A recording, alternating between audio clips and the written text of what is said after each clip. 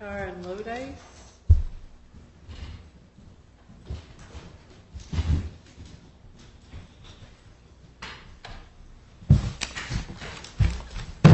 All right, what's your name for the record now?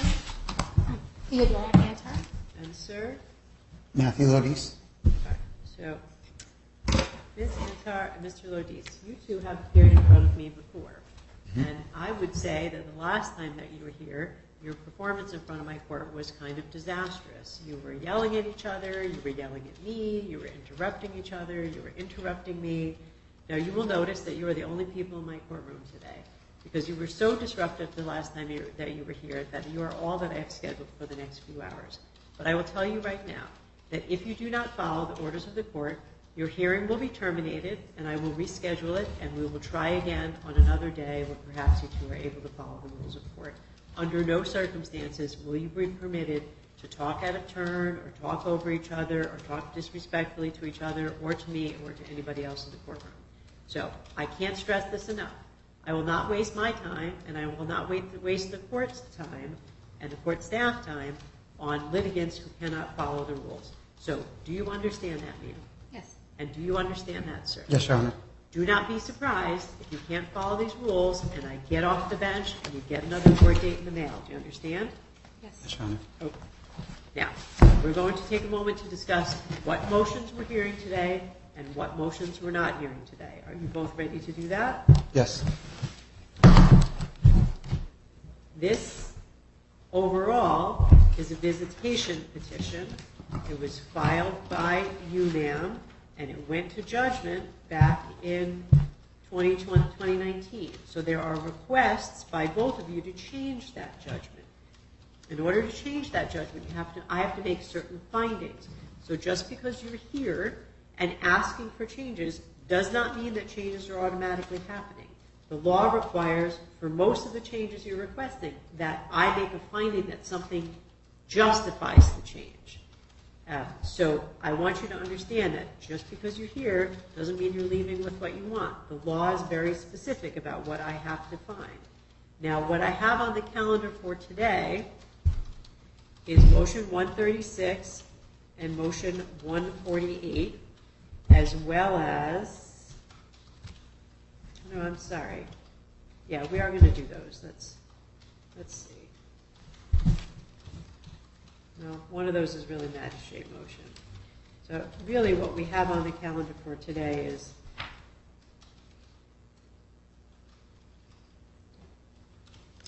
your request for emergency custody, ma'am, which was denied, but set down for a hearing. So that's number 162. And I think that the same claims you've made in that motion are reflected in motion 165, which is, ma'am, your request for modification of custody. And I think that's probably it. Let's just take one more look here. 165.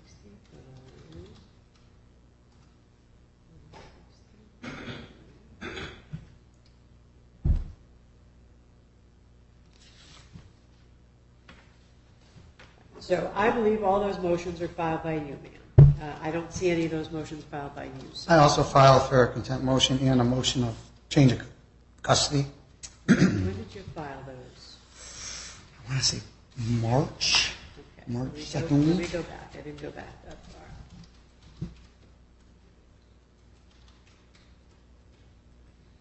All right. So I do see motion 142, which looks like your motion to modify custody.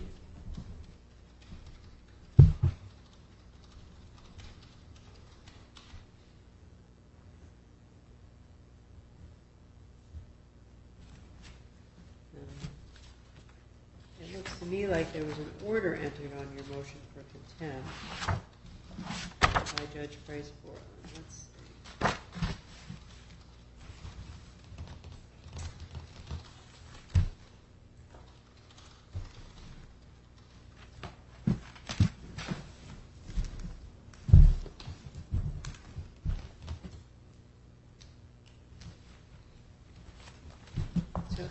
these are like, the motions that you filed in March were resolved by the agreement that you entered in April, which is agreement number 153. So some For the changes. contempt. Not, well, the modification, perhaps not the contempt. Let's see. For the modification of custody? Well, yes. Okay, that's not what I was understanding of. Well, you were here on that date. You entered into some orders changing the custody, though the mother has some requests for custody, so you can certainly be heard on her request. Okay. Doesn't really matter what motion I enter them on. Okay. And then there was a motion for contempt. 157. No, that's Mom's. I'm not sure which one you're referring to. You think it was filed in March? I believe they were all the same day. Okay, let me look.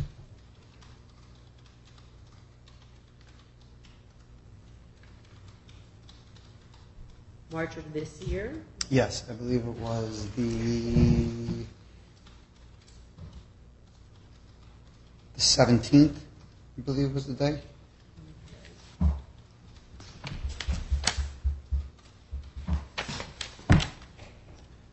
don't see that. Do you have a copy of the motion you want to show me? I don't have a copy with me. But that's all right. As long as the custody one's there, I'm not worried about contempt. No. We can discuss custody. I think that we should try to address all the issues regarding the child today. The issues regarding finances are being heard in the magistrate court, and I think you might have a date tomorrow about that. Tomorrow? Well, maybe. March, June, I checked the website and there wasn't anything listed for tomorrow. maybe July 11th? Yeah, that I saw on the website. Okay. So we can try and address all the issues regarding your requests to change custody. I just want to be clear, and the access schedule. I want to be clear that the last access schedule is essentially the one that was entered in April, and that was the agreement that you entered into. So is that what you're both trying to change? The April 2022 agreement? We set a temporary agreement just to get through till this court date. All right. Is that your understanding, ma'am? No, Your Honor. I just wanted to please clarify. So the contempt that he filed, which was... All right, answer my question. Are you trying to change the agreement that you entered into in April? No, absolutely not. You want to keep that the same? Yes, and I just wanted to see if number 142, which is the one that he was referring to, I was never served with that. And I've never even seen the motion. I was not served with that, nor the contempt, which was the motion that he filed. And I have the number as well. The one that he did was in March. It was number 142 on March 10th, 2022, post-judgment motion for modification. I was never served with that. And then the other one that he filed was also the contempt, which was number 140, which was resolved with the order of 4/12/22 with Judge Price-Borland.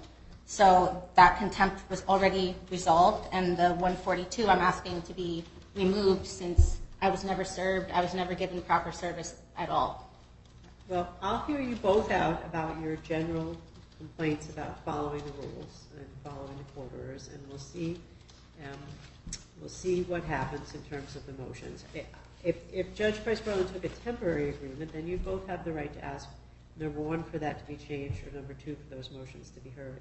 It's not clear to me if it was temporary or not, but I can listen to her transcript and indicate, and that should tell us what she intended. Yes.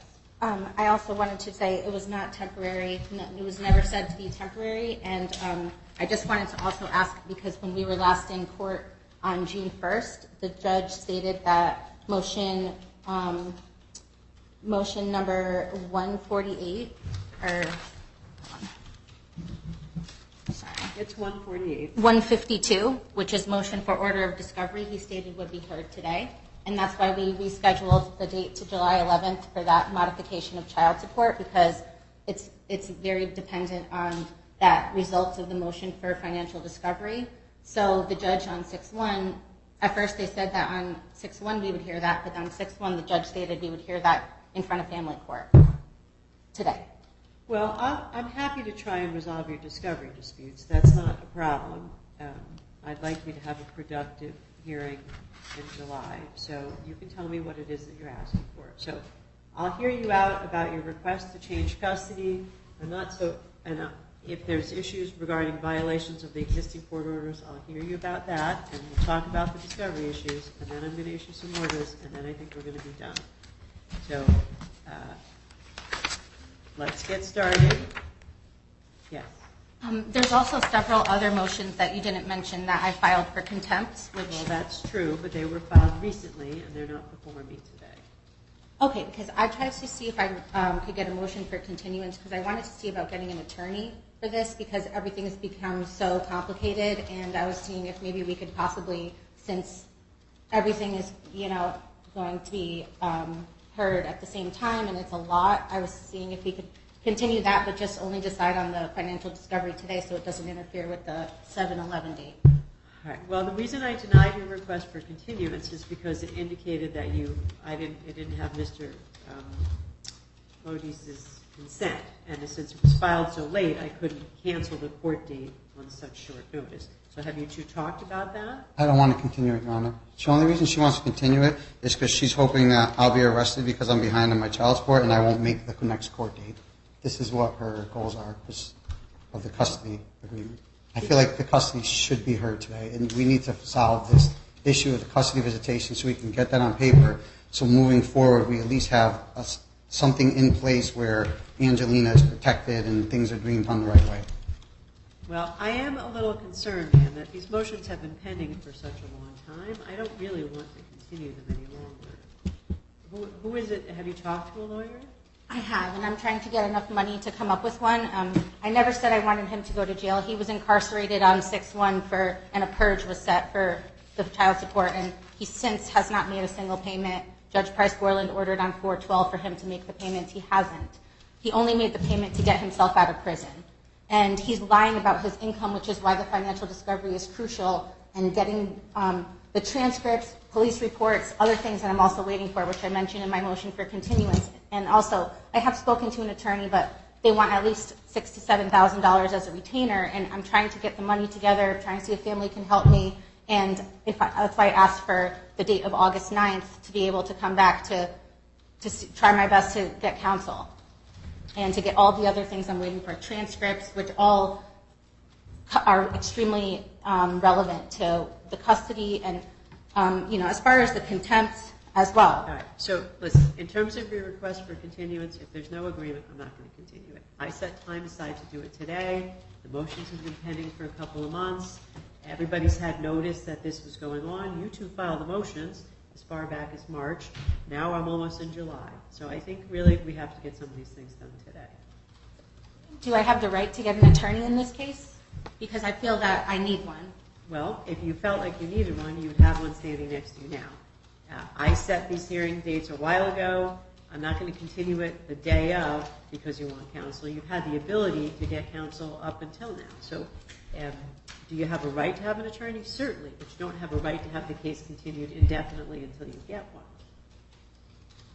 I was saying at least, by the first week of August, I thought maybe I'd be able to get counsel or even see if I can get some help at a discounted rate. I haven't been able to afford it. I've been trying to pay all my bills, receiving $0 in child support this whole time.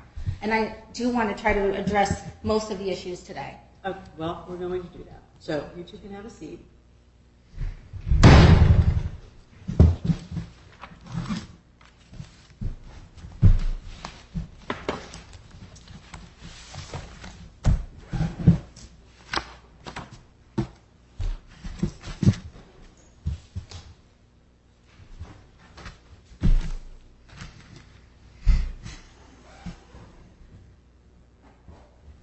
So let's start here. Ma'am, you filed an emergency motion for custody back in March.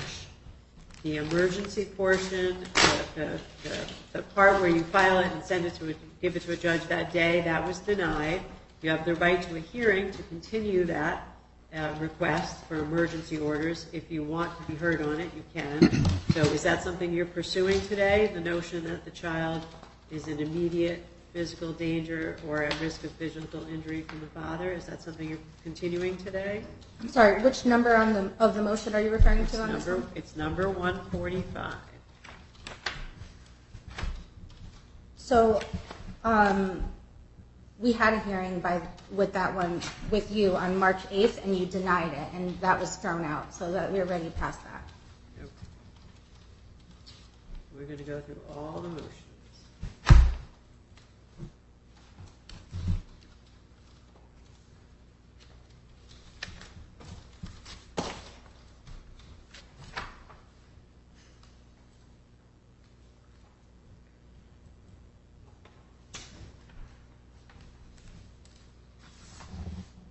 And you filed a motion for modification at the same time, indicating that you didn't think the father was following the agreement and you wanted to change, let's see,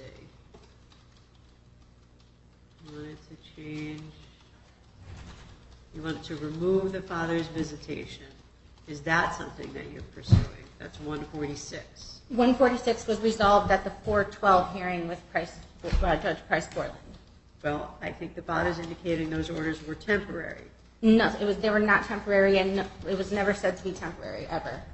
The judge stated if he did not comply, for me to file motions for contempt, which I did. Okay. So 146 is not being pursued. You think it was resolved.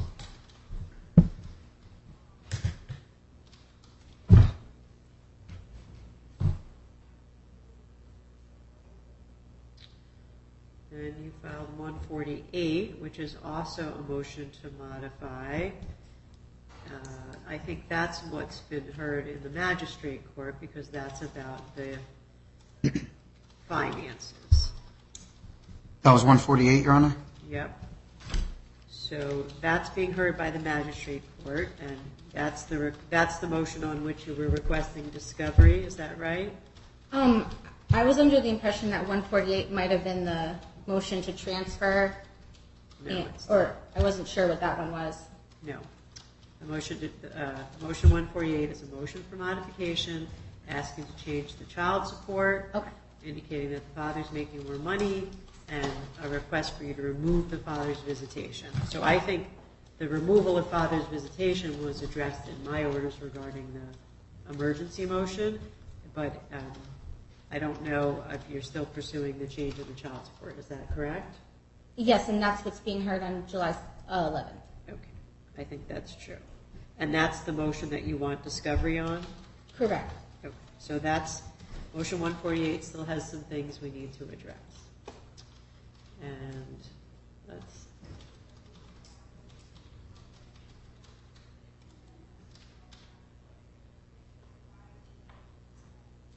the motion to transfer is 151. It was denied by Judge Price Portland on April 12th.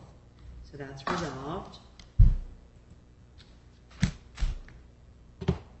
And your request for discovery, ma'am, is number 152.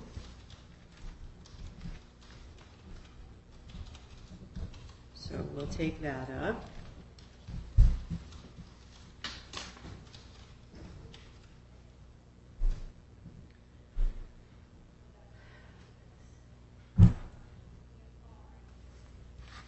And you've got a motion for contempt regarding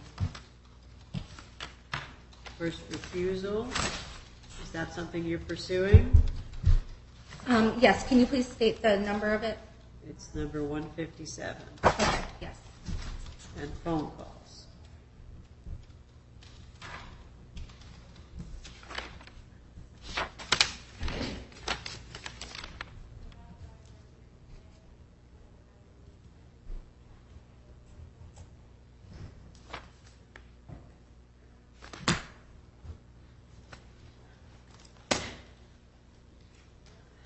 Okay, and there's another request to modify. Make sure that's,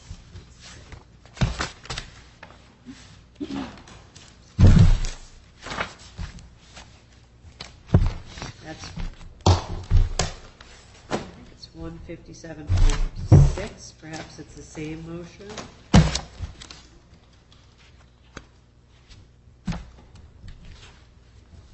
And in that, you're asking for sole custody. Is that motion something you're still pursuing? Yes. Okay.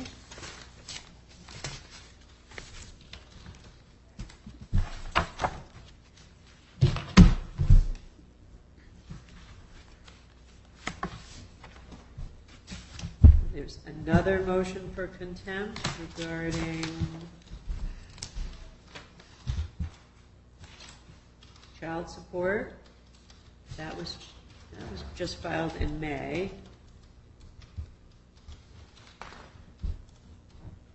Not sure that we're going to hear that today.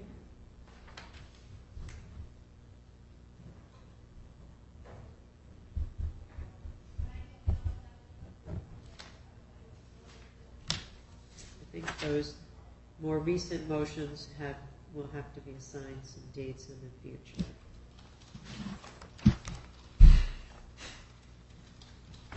Hold on. You also filed a motion to dismiss in May. Oh, that's a motion to dismiss.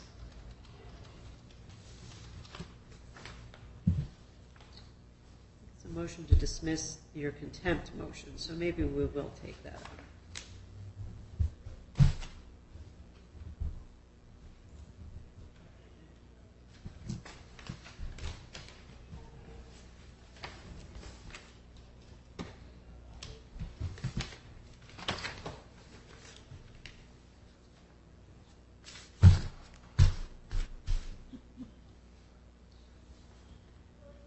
All right, well, let's start with, I think those are the motions that we're able to hear today. So let's start with you, ma'am. Why don't you swear the plaintiff in, please? You could please stand. Both of us? Yeah, you can swear both in, actually. Do you solemnly swear, solemnly and sincerely affirm, as the case may be, that the evidence you shall give concerning this case shall be the truth, the whole truth, and nothing but the truth, so help you God, or upon penalty of perjury? Yes, I do. Yes. Ma'am, starting with you, if you could state your name and address for the record. Theodora, Antar, 856 Shagbark Drive, Orange, Connecticut, 06477. Thank you, and sir? Matthew Lodice, 23 Lyman Street, apartment number 2, New Britain, Connecticut. Thank you, you guys can have a seat. All right, so ma'am, why don't you start by telling me what it is that you want the custody orders to be, and what has changed that makes you think the custody orders should be different? So I'm just wondering, are we going to be doing it like by each motion, or? Nope, I want you to tell me overall what it is that you think should be different about the existing custody and access orders and why. And you also have to tell me if you think that Judge Price-Borland's orders were not, that agreement that you entered into, if you think it wasn't temporary, then you got to tell me what's happened since April that would justify a change today, because that agreement was filed in April. Okay. So, first of all, I feel that I should have sole custody of Angelina. I feel that, in addition to that, his visitation schedule can stay the same, with the exception of I'm requesting that she be returned to me on Sundays, rather than having him bring her directly to daycare or directly to my mother's on Mondays, like it currently says. And as far as the visitation and custody, as a summary, that's pretty much it. Right, and why do you think you should have sole custody? I have sole custody of my other daughter. I've had primary residency of Angelina since birth. I do absolutely everything for her, schedule doctor's appointments. I take care of all of her needs. She has a very close bond with me. I've had a stable home for her for the last 3 years of her life. Matthew, on the other hand, he has moved around a lot. He has constant different women in and out of his life with their family, making a family, having them be around my children. In addition, he has substance abuse issues with alcohol and recreational drugs, including marijuana and psilocybin, which he stated multiple times on phone calls to me and emails and text messages that he does regularly, as well as marijuana and alcohol. He also has not followed the custody agreement at all from, as you can see, the very first contempt that I filed after the 412 hearing was on 418. He didn't follow a single thing that the judge asked him to do. He has disparaged the court over and over again. He has caused a lot of emotional damage to our daughter, who I've now in the process of trying to get her in therapy. I've had her on a wait list for over 6 months.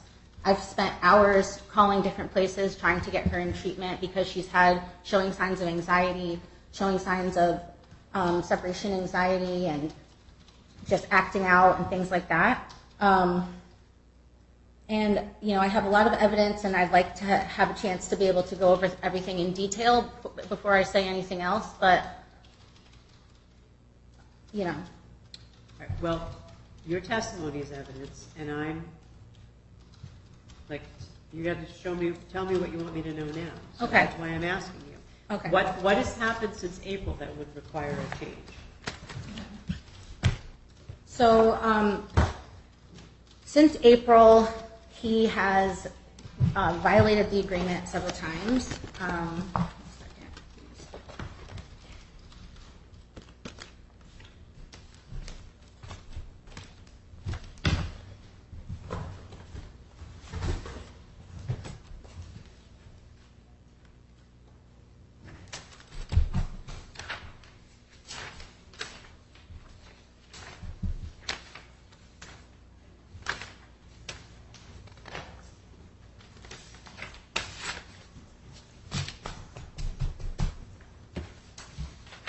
In what way has he violated the agreement since April?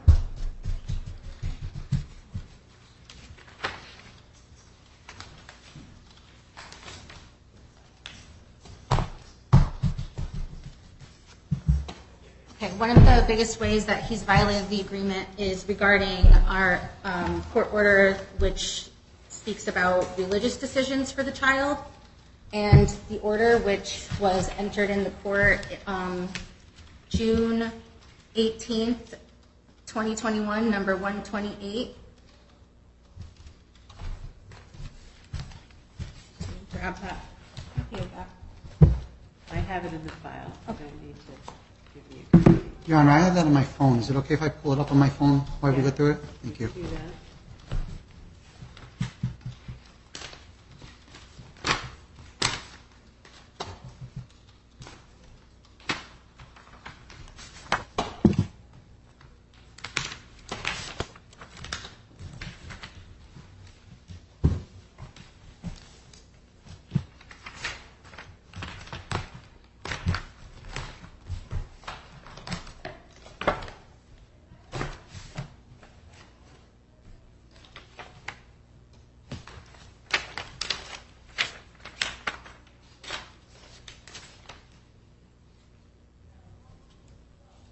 Okay, so on number 4 of our agreement, page 1, number 4, it states both parents are responsible for taking the child to all of her religious, educational, sporting, extracurricular, and social activities, including but not limited to Sunday school, dance, swimming, and birthday parties in which the child is involved that occur during their parenting time. In addition, on page 2, number 9, it states the mother shall make all religious decisions for the child. So, on several occasions since April, I have asked him on multiple occasions to bring her to religious obligations that occurred during his visitation time, which usually happens on a Saturday or a Sunday since April. And I've told him in our My Family Wizard parenting app, which may I have permission to have the app out? Well, I don't want you reading from something I can't take into evidence. So why don't you tell me what the events were, when they happened, and what it is that you're unhappy about since April.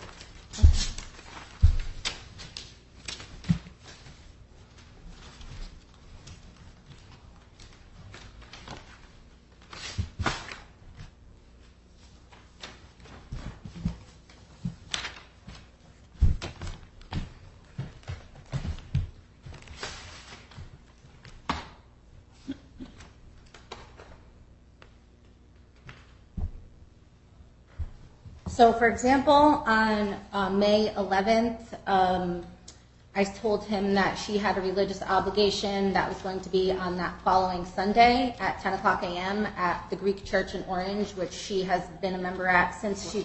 What was the obligation? It was a church religious service. It was a church service. And our religion is extremely important to me. I've met with my priest recently and... Stop. You have to tell me why the child had to go. Why did for the child... church. She had to attend church. It was scheduled from... The service was scheduled from the time that I stated, which was from 10 to 12. Why did the child need to be at that service? Was there something going on? Special for the child or the children or what? Yes, they have Sunday school. And she also has to attend the weekly service. It's part of our religion. So the child has to be there every Saturday? Every Sunday for the service, and she'll be starting Sunday school this year. So she needs to be there every Sunday. So when does Sunday school start? Well, typically they go around... You said it's going to start. I don't know the exact date. I would have to check. But it's going to be starting in the fall, around the time when school starts. Okay, so if Sunday school is starting this fall, why did the child have to be in church on May 11th? Because there was a church service and she needed to attend. Okay, that's what I'm trying to get you to tell me. Why did the child need to attend that particular church service? Because attending weekly Sunday services is a part of our religion, and it's one of our religious obligations as Greek Orthodox Christians. And it's extremely important to me and my faith. My mother is willing to be a witness, my sister, my priest as well, at the very significant importance of being in church every Sunday, especially as a family. Right. Does the child have to go, can't you meet this obligation by a different day of the week service? There's no other day of the week. In our faith, we go on Sundays, and Sundays are supposed to be the holy day for us. So since this is extremely important to me, and he has expressed multiple times that he is an atheist, doesn't believe in God, he ridicules my religion, something that I'm extremely passionate about, and I want my children to be raised with the same faith that I've been raised with, that we've been going to that same church since I was a baby. So is it your expectation that the father take the child to that service every Sunday when the child is with him? Yes, and what I'm asking is that maybe since he's been refusing to do that consistently every single time, no matter if it's at that weekly Sunday service, which is going to be student Sunday school, or a very special holiday service that sometimes might be on a Saturday, it doesn't matter what it is, he says no and refuses, even though it's court-ordered for him to do that. So I'm asking now to modify his visitation so that he brings her to church on Sunday, and then that's his drop-off point. Instead of dropping her off to daycare or my mother on Monday morning, she can come home Sunday. And I have another child who comes home. She goes with her father on Friday and comes home Sunday as well. So I think that having both of my children on the same schedule would be easier for everybody, and then it eliminates him having to go bring her somewhere on Monday when Mondays are hectic. And So she's able to attend the religious. Him to never have the child Sunday morning. The child always goes to church Sunday morning. And then he can drop her off. So he has her from Friday until Sunday. And right now, the only difference is he brings her home Monday morning. Okay. So this May 11th date was a regular Sunday service? I believe so. Okay. So you were telling me ways in which you think he has not followed the court orders since April. Was there anything else? Yes. So there, in addition, there was a religious service that he said that he was going to bring. It was around our Easter, and he said he was going to be bringing her. He confirmed it, and then he texted my mother at 6 a.m. of the day of, stating, "I can't bring her. If you want her to go to church, you can come pick her up." Even though it states in the agreement that if there is a religious event or anything, birthday, social, whatever it is, during his parenting time or my parenting time, we are supposed to bring her to it, not the other parent. And that's why we agreed on that when we sat down last year and came up with this agreement, which he hasn't been following. What was the date of the event that you just described to me? Around Easter? Around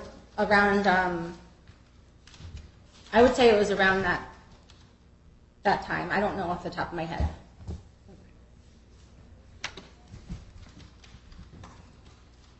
And were there any other occasions in which you think the agreement was violated since April that would justify sole custody? Yes. So on April 21st, I also told him about the religious event. I wrote a note in My Family Wizard, titled it Sunday's Event. I asked him to confirm. He stated yes. And again, he didn't show up. He didn't bring her after confirming.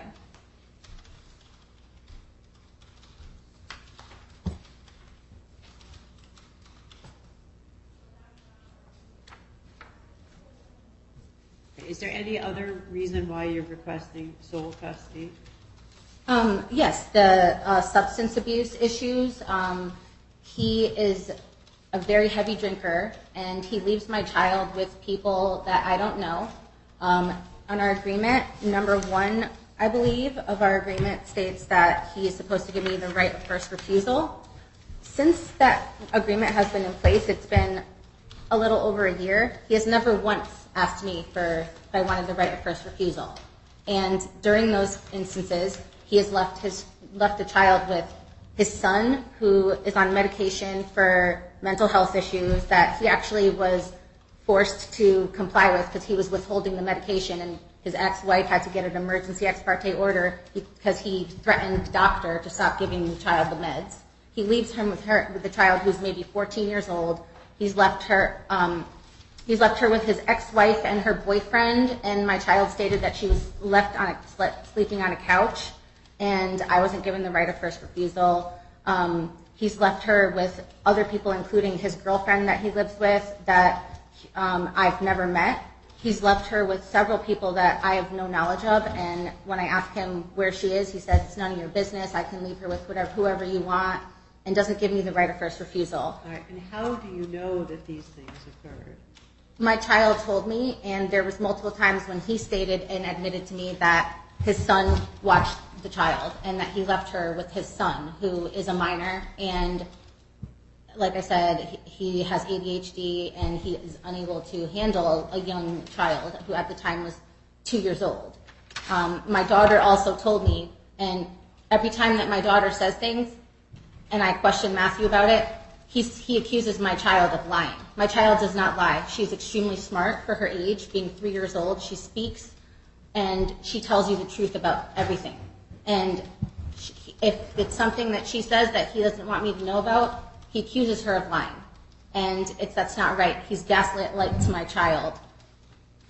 And he uses her as a pawn against me.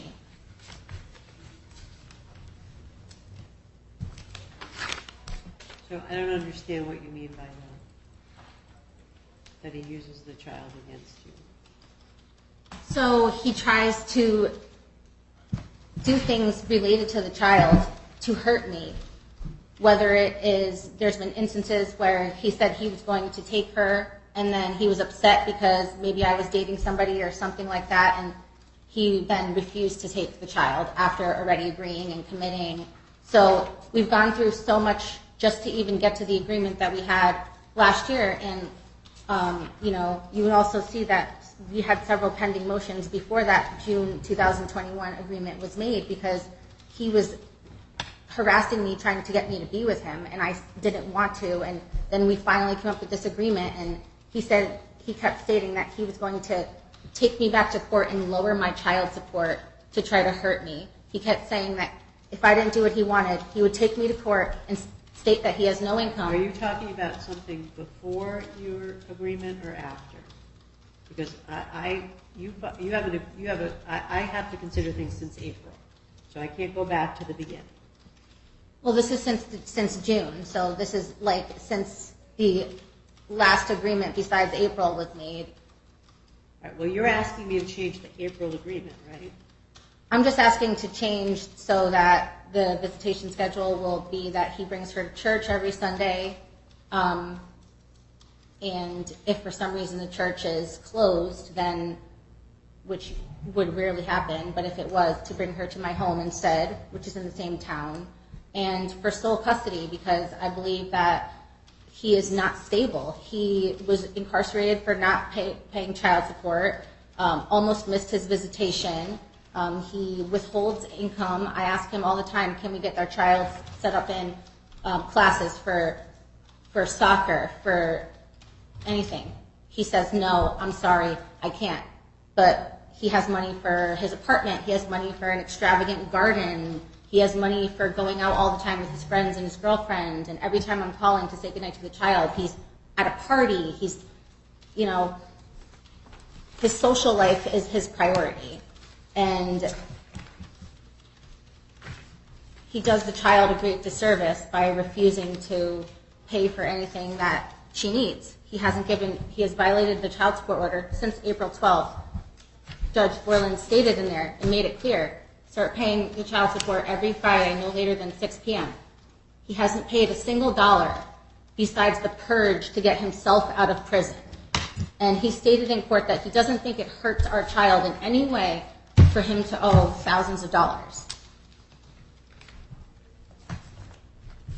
All right, so you have told me some reasons why you think you want sole custody, and you've told me some reasons why you want to change the parenting plan. Was there anything else that you wanted me to know about the sole custody or the parenting plan? Yes.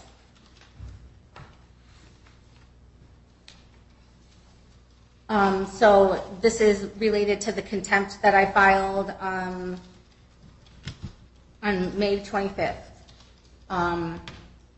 Again, that the judge ordered that I make all the religious decisions and that the defendant must bring the child to all the religious events regardless of what they are. And I notified him in our Family Wizard app on 5/16 that the child had a religious obligation scheduled on 5/22 from 10 to 12. The defendant viewed the message in the app. I also sent a reminder to him about it on 5/21, as well as put it in the calendar in the app. He did not bring her to the scheduled religious event. What was this event? This was church. This was our weekly Sunday service. All right, so is it your expectation that if he doesn't bring the child to Sunday service that he's violating this order? Yes, because it's part of her religion and it's extremely important. It's the one thing in the week that she needs to attend, and it's a 2-hour thing, but that's why I said I don't expect him to sit through a service or drive there and have to pick her up and wait around.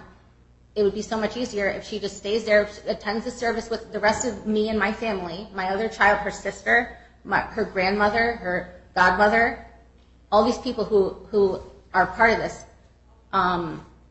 So, ma'am, I'm not sure that the agreement that you signed indicates that the father has to bring the child to church every Sunday. What your agreement says is that you would honor events, but not every Sunday service. That's not what this says. So it says that I make religious decisions for the child. So if I'm saying that the child is... that means that you can decide what religion to raise the child in, but I don't think it means that every single week you get to decide that the child has to go to service and the father has to bring her. I'm not sure that this says that. I disagree. It says I make all religious decisions for the child, and the court, I feel that the court is not able to determine how we practice our religion. Our religion is practiced in a specific way, and like I said, I'd like to be able to bring in my priest. I'd like to be able to bring in my mother, who's also the godmother of the child, my sister, who has a heavy influence on her as well. Listen to me. They're separate things. So I'm not saying that that's not how you practice the Greek Orthodox Church. I'm sure you're an expert in that compared to me. But I'm looking at your agreement, and your agreement doesn't say that the father has to bring the child to church every Sunday. I don't think the father would have had any notice that was what he was agreeing to. So if you want to tell me about other, like if there was a holiday or Sunday school, that's what I was asking you. Like, when does Sunday school start? I think your agreement does cover Sunday school. But if you're saying that he violated the agreement by failing to bring the child to church every Sunday when you asked him to, I think that may not be an accurate interpretation of the agreement you two signed. It was my interpretation when I wrote that agreement that that's what that meant, given the fact that my religion is one of the most important things in my life, in my children's life. I understand your position, but I have to interpret the agreement based on what it says, and I'm not sure it says that. So why don't you tell me about if there are any other, like, are there holidays that you think he missed, or was there Sunday school that you think he missed, or something like that? If all these are about just Sunday service, I'm not sure that will meet the standard. Just because it says in there, it says but not. Listen to me. Stop arguing with me. I know you don't like what I just told you, but that's my interpretation of this agreement. So tell me if there were things that were not just Sunday service that you asked him to bring the child to that he missed.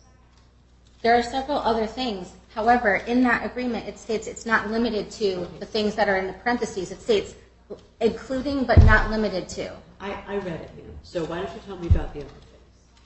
So, in our religion, we consider that the Divine Liturgy is a weekly celebration. It's like a holiday to us in our religion. We go by a religious calendar. I want you to stop telling me about Sundays and tell me if there's anything else that, like a special event or school or anything else besides the regular Sunday service that you think you told me about that he didn't bring the child to. Yes, there are. However, this is why I'm asking for an attorney, because I feel that I'm not given my legal right to approve the agreement that I made. Okay. Let's move on from that. Why don't you tell me about some of these other things?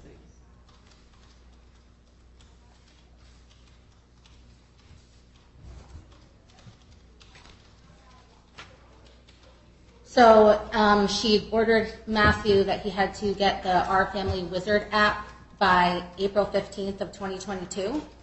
Matthew refused to do so. I emailed him asking him throughout that week to get it. He stated that he believed that the app cost over $300. I then looked online and saw that it was nowhere near $300. It was actually close to $7 a month. He said that he was not going to get that app, despite on April 12th, Judge Price Borland specifically said it would have to be that app, and specifically said he had to pay for it and register us both by that date of April 15th. He did not do so.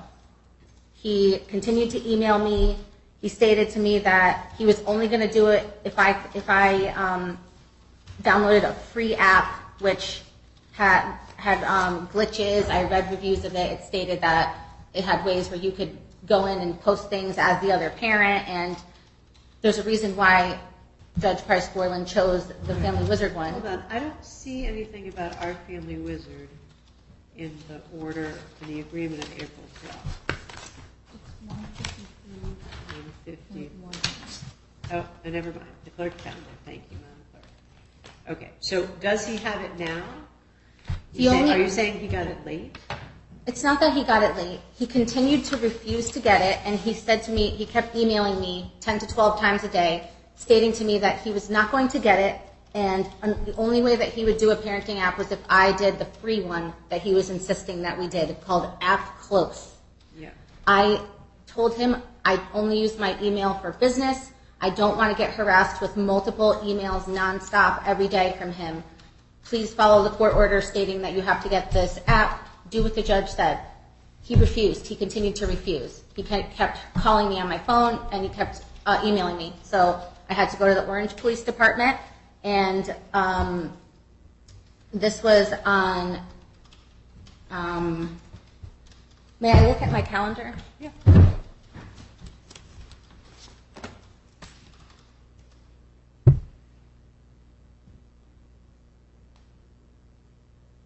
So this was on Tuesday, April 19th, 2022, exactly 1 week after Judge Price Borland ordered him to do it, and his deadline was the 15th. You went to the police department? I went to the police department because he wouldn't stop emailing me and calling me.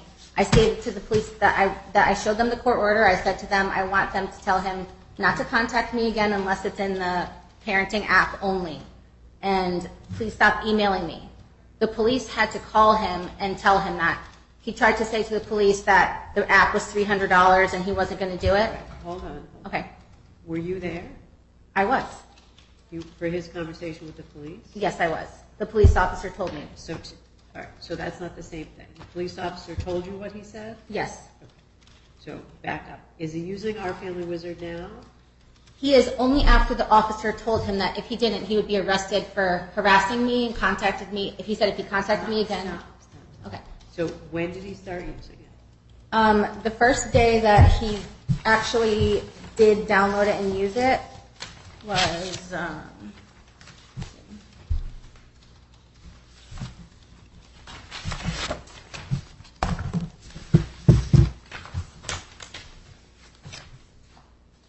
I believe it was April 21st.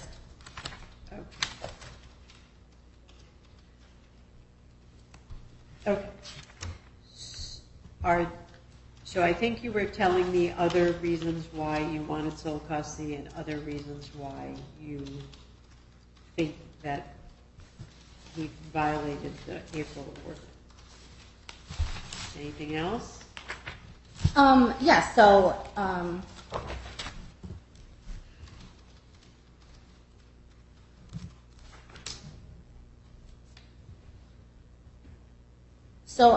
you know, in the state of Connecticut, with their criteria that they use to determine sole custody and what's in the best interest of the child, on their table 2, number 3, it discusses the character of the parent by reason of willful disobedience of court orders. So it's showing a pattern of him disobeying the court order by not downloading the app unless he was forced to by the police. Shows that unless he's going to jail or unless he's forced or given the ultimatum of being arrested, he will not follow a court order. The other thing that he was ordered to do was to have a joint birthday celebration for our daughter, which was supposed to be scheduled to take place on May 21st, 2022. And after I finally was able to initiate contact with him in the Family Wizard app, we discussed it. I discussed it with him in great detail. I told him that we went back and forth for a while, and then eventually, I kept telling him I wanted to go to one place. He was saying he wanted to go to a different place. Eventually, I wake up the next day, and he sent me a Zelle for $300 with no note or explanation. So I messaged him in the app asking, what is this money for? I'm assuming you want me to just book it wherever I want, since now you're just sending the money. And he said to me, yes, book it wherever you want. I sent you the money. You said you wanted to do it at this location. So I did. I sent him screenshots of the booking. I sent him screenshots of everything in my Family Wizard showing what included with the price. On the April 12th hearing, the judge ordered us to split the cost of the celebration. And so when he gave me the $300, I then assumed that our joint budget for the party was going to be $600. I believed that he, like he said in the app, that he was giving me the ability to just decide what I wanted to do with the planning part and take over that. So he then stated to me that he understood that it was going to be at Urban Air on May 21st from 12 to 2. He said to me that he was going to be bringing 7 children with him, because I asked him how many kids, and he said he had 7 children. I asked him how many adults. He said it didn't matter for the adults. We discussed the different details. He said to me that, I asked him for more money because I said that we were going to I wanted to get her a custom cake, which we had done for her in the past, and he said no. I don't want to spend more money on the cake. I said to him I wanted to order some nice invitations to send people. He didn't want to spend any more money. I told him that the party included a large, 1 or 2 large pizzas and waters for 10 kids. And I said to him, if we have more than 10 children that show up to the party, then it's going to be $20 or something per kid. And he said to me, okay, it's fine. If we need to order more food on the day of, we can do it then. We'll handle it then. All of this was discussed in the parenting app. So then, a couple weeks later, he then messaged me again in the parenting app asking me, oh, when is the party happening? And after we had already extensively said the details, I didn't answer him because I'm in the middle of working and I'm busy. I don't have time to sit there and, like, he'll ask me all the time, well, what does the agreement say? Listen to me. You Yes. are focused. You are telling me ways in which you think he violated the part about the birthday celebration? Yes. So in what way do you think he violated that order about celebrating together and sharing the cost? So after I had already sent him the booking information and we both acknowledged and discussed in the app that it was going to be at that location, that date, that time, and he told me to use whatever money was left to buy the rest of the stuff and said he's not paying anymore. At that point, I just sent out invitations to the people I was going to invite, and I figured he would invite his own people, and I knew he said he was bringing 7 kids with him, so I counted the 7 kids in the total. So then the party was scheduled to be on a Saturday, which was our daughter's birthday, which is May 21st. On that Thursday, which was May 19th, my daughter was in daycare, and I asked the defendant if he wanted to have the right of first refusal to get her for a couple of hours so that I could work. And I said, if not, I would get a babysitter and send him a bill for the babysitter. He stated that he was going to pick her up, and I asked him originally if he could get the child at 5:30, watch her for a while, and bring her back around 8 or 9. He stated that he was going to get her. So then when I said to him, okay, please bring her home for 9 p.m. or 8 p.m., he stated, no, I'm just going to keep her overnight. So what does this have to do with paying for a birthday party? I'm trying to get there. I'm trying to Get there now. Okay. So he kept her overnight. The next day I called and I asked him, please make sure that when you bring her to school the next day that you're going to have cupcakes for the class. I said to him, what about her birthday outfit? He says, she's not going to be with you. Listen to me. Yes. You are complaining that he violated the order by not, that says that they share the cost, you share the cost of the birthday party. So don't tell me about cupcakes for class because that's not part of the order. Tell me about violating the order that says you're supposed to share cost for the birthday party. I'm not saying that he violated the part about the cost. That's the only part he didn't violate. He paid the $300. But what he did violate was refuse to bring her to the party. And I tried to come to the court on that Friday because he told me in the app on Friday, I'm not bringing her to the party. I'm going to have my own party. He says, I booked my own celebration with her for me and my family. You're not allowed to come. I'm not going to let you see her. Don't show up at my house or I'll have you arrested. If you try to come retrieve the child or come anywhere near my house, I'll have you arrested. And we're going to be away from the home all day. Was that on the date the judge discussed, on the 21st, or was that a different day? I'm sorry? So you have an order that says a birthday party on May 21st. Correct. This happened on May 21st? This happened on May 20th. And so on May 20th, he told me... All right, so he had a party on May 20th. No. The party was supposed to be, our joint party was supposed to be May 21st. On May 20th, I messaged him in the app asking him about her outfit for the party. At this point, he stated to me that he was not going to be having a joint party with me. On the 21st. On the 21st. He said he was going to have his own celebration on the 21st, and he said if I tried to do any of that stuff to come get the baby or try to be part of her day at all, that he was going to have me arrested. And so this was on the 20th, so I'm over here getting very upset because our agreement says that birthdays are to be shared equally, and in our agreement from June of 2021 states that it could either be split, the day split in half, or with a joint celebration. And that's why when I went to court on the 12th, I made sure that we addressed that part because I wanted to make sure for that coming birthday that we had it agreed. What happened on the 21st?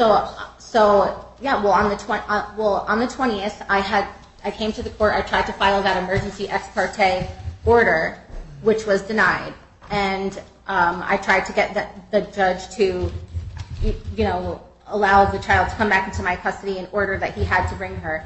That was denied, and that was one of the things that was supposed to get pushed. It was originally scheduled to go to June 22nd, and then it got pushed to today because I filed for continuance.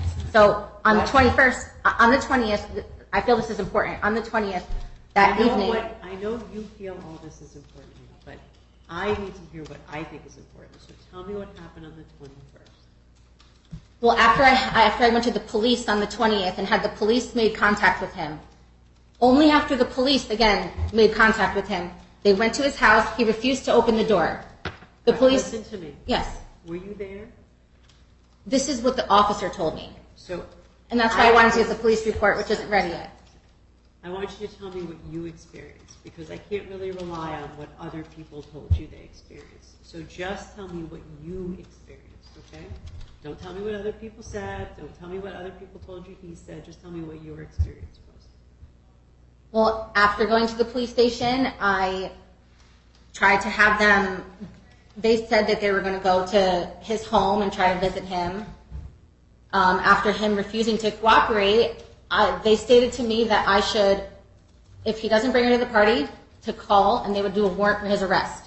So on Saturday, in the morning, I messaged him again in the app saying, again, I'm reminding you about the party on Saturday. And he says, again, I'm sorry, I'm not bringing her today. This is Saturday. He says, I don't care, I'm not bringing her. And it's too bad. Maybe next time you'll think about it, and just telling me no. So I called the police again, and after he had told the ones the night before, I don't... Tell me what you experienced and not what the police said and not what he said to the police.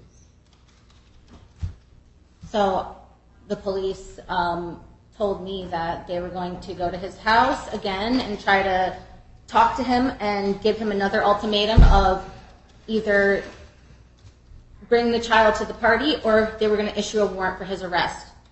And then the police called me after that, stating that they talked to him and convinced him to bring the child to the Prospect Police Department, drop her off to me, let me take her a couple hours before the party, and then he was going to meet me there. Tell me what happened on the 21st. I had to go to the Prospect Police Department at 10 a.m. to get my child after having to call the police 2 days in a row because he was refusing unless being threatened with a warrant. So you picked up your child and went to the party. I picked up my child. I went to go pick up the cake, some more balloons. I then went to the party. He showed up at the party. The party was from 12 to 2. He showed up at the party at 1 o'clock, almost an hour late. I hosted the party mostly myself. I put all the decorations up. We didn't have many people there. Also, one of the other things he's violating in the agreement is that it states that he is supposed to, it said that all the communication is going to be in the My Family Wizard app, and it also says that the exception to that is that we can have the 7 o'clock phone call to say goodnight to the child, and it says during that 7 o'clock phone call, the parties will not have disparaging conversations with each other or something along those lines. And he has every single time said disparaging things to me, insulting things to me. During the party, he was insulting me in front of my whole family. He was talking bad. I recorded the whole thing. He was the entire time making negative, mean comments to me in front of the child, in front of both my children actually, and my whole family. And what is it that he says that you are putting in that category? So he's telling me I'm a psychopath. He's saying to me I'm a loser. Every name in the book. He's saying I was holding our daughter and she was having a tantrum and didn't want to sit down and flinging herself around, and I'm holding her trying to calm her down, and he starts laughing in front of everyone and says, "Oh, that's why she's doing that, because she doesn't even know you." Doesn't know me. I've been the closest person to this child and anyone in this whole world since her birth, and he sees her on the weekend. He was saying all these insults. He was mocking me about a pregnancy loss that I suffered in December in front of my mother. He just continued to just say all these things. He kept trying to talk to me, and I was recording him saying, "Please only communicate with me in the parenting app." And he was laughing laughing at me in my face about it, just thinking it's a joke. And he stated multiple times that he can't get in trouble or get arrested for violating a court order. And after being incarcerated on June 1st for violating a court order, he thinks that everything with family court is a joke. He stated multiple times that nothing will happen to him if he violates the court order, that the judge can't do anything, the court can't do anything. He knows he can do what he wants. He stated, I know how these things go. And he just has a very disrespectful attitude towards the court, towards me, towards the judge, everything. And I feel that he is a dangerous person. He also was convicted of leaving both of his children alone. And hold on. I am only considering what's happened since your court order is entered.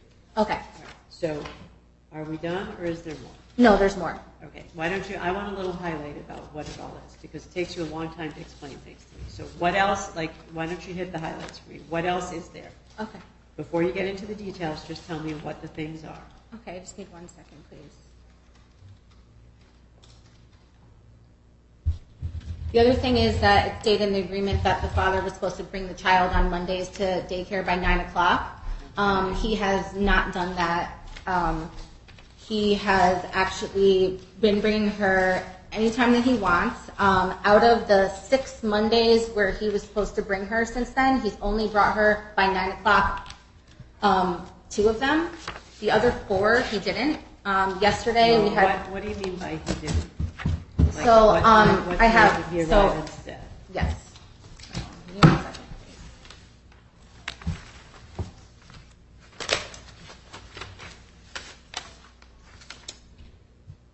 So the first day that he was court ordered to bring her to daycare was May 2nd. On that weekend, I asked him in the parenting app, I said, these are the things that our child needs for the first day. Please make sure that you're sending her with all of these items. He viewed my message, didn't say anything. I spoke to the child on the Sunday, May 1st, at our 7 o'clock phone call. His child sounded fine. She was happy. She sounded in great spirits. She was talking about how she was excited to go to school the next day. It was going to be her first day of school. Listen to me. Yes. You told me he brings the child late. What time did he bring the child? That day, he did not bring her. He didn't bring her at all, actually. And I messaged him in the app. I said to him that morning about it. He says, oh, she's sick. I said, what do you mean she's sick? If she doesn't have a fever and it's something little, she can still go to school. That's their policy. He says, oh, no, she's extremely sick. She slept for 22 out of the 24 hours yesterday, even though I spoke to her and she sounded fine. I said to him, if she's that sick. You don't think the child was sick? I don't. And I said to him, if she was really that sick, please schedule a sick visit appointment with her pediatrician, and they take same-day sick visits, because our agreement states that both of us make medical decisions together. And I said to him, please if she's too sick to go to school, please have her being seen by the pediatrician, because that's concerning. He refused. He said he was not going to bring her to the pediatrician. He said that he was going to allow her to. He was not going to bring her to daycare, and he refused. And he kept her that whole day of May 2nd. And the next day, he brought her to daycare on May 3rd, which was a Tuesday. So that was the first time. And the second time was on June 13th. He brought her at 9:36. And the school has a policy that they have to be there by 9 o'clock. Actually, on May 9th, he brought her at 9:05. Their policy is at 9 o'clock. If you're not there by 9, you get turned away. They have a 5-minute grace period. They stated that if you're there by 9:05, but has the child not been able to attend this program because he's bringing her late? So no, but he brought her again on 6/13 at 9:36, and that was over a half hour past the grace period. And then yesterday, which was Monday, again, my other child was supposed to be there as well. So I got there at 8:58. I said to the directors, is Angelina, the baby, here? She said, no, she's not here yet. She said they didn't get any usually their policy also is that they have to, the parent is supposed to let them. Has your child suffered in any negative way because the father was bringing the child late? She did, by missing the first day and him withholding her from going to the doctor if she was allegedly sick, by him making her late. And yesterday, he brought her at 9:55 a.m. and it says no later than 9 on the agreement. So actually, I was there. I tried messaging him in the parenting app. He refused to open any of the messages. He wouldn't read it. I didn't know where she was. The school said they hadn't heard from him. It was 9:45. Then I called the police. I said, the school hasn't heard from him. He's not responding in the parenting app. The child's supposed to be here by 9. It's almost 10. She's nowhere to be found. The strict cutoff time is 9:05. So only then did he say to the police officer, oh, I'm coming to bring her. And he brought her there after that, and I took the child. And, What do you mean you took the child? I took the child home because I was actually coming there to pick her up, and that's why I was saying, where is she? She's not here. She's supposed to be here by 9. But you didn't plan on keeping the child in daycare that day? No, So why didn't you just tell him that, and then he wouldn't have to worry about what time he got her there? because every time I try to do anything that bends the agreement in any way, he says no. I want to stick to the agreement 100%. There's no flexibility, which is another thing that I wanted to ask to. So you wanted him to drop the child off at daycare so you could just pick the child up? Yes. And also, I now decided to pull both of the children out of that program because there was some misconduct on the end of the director Don't who was. you have to do that with him? No, I don't. And so now What do you mean you don't? it's my child care arrangement. So what I do during my time for child care is for my ability to work and go to school, not for him. So if I need a babysitter or daycare, I don't need to have his permission for any of that. If it's educational, that's different. Weren't you changing daycare providers the last time I talked to you? Well, what happened is Matthew was against the flu vaccine, and so when it was Okay, time... Listen to me. I want you to answer the questions Yes. that I'm asking you. So Yes. I feel like the last time you were in front of me and we had a hearing, I'm trying to find when it was, I think, was it in April? Yes, That you were changing to this daycare provider. correct. So your child was in one daycare provider before April and then one after, and now you're changing again. Before April, she was with our private babysitter. And prior to that, she was in a home daycare, which we had to take her out of because the state mandates the flu vaccine. And Matthew was against it. By the time that we were going to just give it to her, the pediatrician stated that they didn't have any flu vaccines. So we had no choice but to, by the state law, take her out unless she got the vaccine. And they said they weren't going to have a vaccine until March because they said they were backlogged. So that's why she was our sitter. And then I wanted to get her in a program, which she was in this one in Thomason. But also, I live in Orange, so it's almost 40 minutes away. So I said, let's try it out. A lot of the ones near me were full at that time. Hold on. Yes. So who's watching the children for you now? So now we've enrolled her in a facility that's in Bethany, and it is a new place. We took a tour of it. It was recommended to me by a mom's group. Did you tell the dad? I did. I told him I would give him all the details. I told him that she's no longer going to be at the other place. I messaged him yesterday in the app. He said, where is she going to be? I said, I will provide you with all of the details of the new place. I said, please keep in mind that upcoming Monday is a holiday, which is July 4th, so the place is closed. And I wanted to just double check my agreement because I know that we have something in there about July 4th. So I just wanted to make sure with him that we were on the same page. So the following Monday will be the first one where he will have to bring her on Monday to school.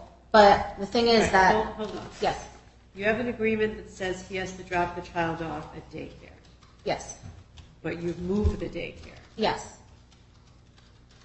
So where do you live? Orange. And where do you live? New Britain. And the daycare's in Bethany? Correct. So does this still make sense for you two to have the child dropped off in Bethany if you live in Orange and he lives in New Britain? Not at Well, all. that's why I was saying that if he drops her off at church on Sundays, she's able to be part of that important part of our family and our religion of being at the Sunday service. It hurts us. Listen, Yeah. I understand that's what you're asking for, but you have a court order that says school. Okay, but I'm just saying maybe it's easier for him to not have to drive to Bethany. Let me ask you a question. Let's say he agreed that the child could be dropped off Sunday morning. so we won't have the child Sunday morning to Monday morning. What day should he have the child instead of Sunday? Like, are you talking about cutting down his parenting time or making that time up somewhere else? I was saying to cut it down, but if he really wanted to try to make up for it, then maybe we could consider that. But I was just saying to cut it down because to me, the only difference is really like her sleeping, waking up in the morning and getting dropped off. It's a whole day of Sunday with him. Like it's a whole weekend day. It's half the weekend.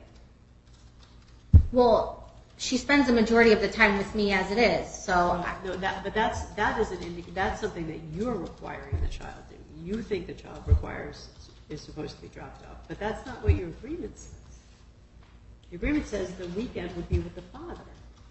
Right, and that's why I put in the thing about religious things, is because if he's refusing every religious thing, including Holy Saturday, which it's one of the holiest days of the year before Easter, he didn't bring her to that either. He said he was going to bring her, and he didn't. So it's like, it's not just the special occurrences. Like for example, I was awarded with a scholarship, and they had a special service and ceremony afterwards for that because I'm going to be going to law school. And I asked him to have my child be there so she can see me, and my other child was there, and he refused. So it's not just religious events, it can be anything, birthdays, whatever it is. And also, another thing that I have in my other agreement with my other child's father, which I would like to have in this one as well, states that it gives the ability where if I wanted to have her on a weekend, I should be able to give him 2 weeks notice or 48 hours notice or whatever it is to be able to ask for that. Because the way it is now, I'm not ever able to have my child on a weekend. And I have to hope that he's going to follow through and take her to these events that occur during his visitation hours because he refuses to. And so it's like, if I want to plan something on a weekend now with my child, I can't. But isn't that the agreement that you entered into? It is, but I wanted to modify it that's why I'm back in court now trying to modify it a year later to make these changes and close these loopholes. Because I think it's reasonable that I should be able to have, at least, sometimes, like for example, in my other agreement, it states that each parent's allowed to have a certain number of non-consecutive vacation days with the child per year. So if he wanted to take a vacation, why should it only be limited to this 5-day period? But did you give him notice that that's something you'd be asking for today? You have to, when I filed the motion. Right, but when you make requests to modify custody, you have to kind of tell each other what you're asking for. So you can't, I can't let him come in and say, well, I want to change it to say she never goes to church, right? Like you have to give each other notice about these things. So I have noticed that you wanted to change the pickup and drop-off times, and that you wanted to change the sole custody, but I don't think I have noticed you were trying to change the summer plans. Did you talk about this together? It's not about summer plans. It's the fact that I want to be able to make it so just like if he wants to take her during the week, it should be, if the other parent wants to have additional time, they should be able to ask and get, like, if I have her majority of the time, but I never can have her on the weekend ever, and there's a special occasion or something that I want her to be with me on the weekend, if I give him 2 weeks notice or 72 hours notice, that's reasonable to say, okay, and then he can make it up with a weekday dinner where he takes her, like I'm just speaking off what it says on my other agreement with my other child because I feel like that's an important thing that closes a loophole which eliminates me from ever being able to maybe do a play date with another friend who has children that's her age and things that might occur on the weekend. Let me ask you a couple questions. What do you do for work? I have a publishing company. All right, and so are you self-employed? Yes. So do you have regular work hours? No. So you have flexibility during the week? Yes. Okay. What do you do for work? I'm a contractor. And what kind of contractor? Home improvement? So are you also self-employed? Yes. So either one of you could have the child, like arrange your work so that you have the child during the week or on the weekends, either one? I work typically 7 to 5 every day during the week. I work 7 to 5 every day during the week. But you're self-employed? But I am self-employed. All right, and what about you? So I just wanted to say that I'm asking you about your schedule. my schedule is always changing, and I'm about to be starting law school in August, which is going to be at night. So I'm going to need additional childcare in the evenings, and I'm in the process of looking for babysitters to have as on call to be able to facilitate that, because I'm going to be working during the day and going to school at night. So I'm not going to be able to work as much because I'm going back to school. So couldn't it work out that you changed your parenting schedule so that the children are with you different times, because you both will have flexibility in your schedule? Does it have to be weekends? Do you have to have a child on the weekend? Oh, I also have 2 other children that I take the same time, Friday to Sunday or Friday to Monday. This is why we worked it out on those days, so this way all my children are together, and I get to see them all simultaneously. All right, so ma'am, why don't you wrap up what it is that you want to tell me, because we have a 2-hour hearing and I have been listening to you for an hour. So wrap up what you want to tell me about your request, and then I'm going to hear from Deb. Oh, I just wanted to know if it would be okay if I can put more money in the meter outside, because it's going to expire in 15 minutes and I don't want to have to get a ticket.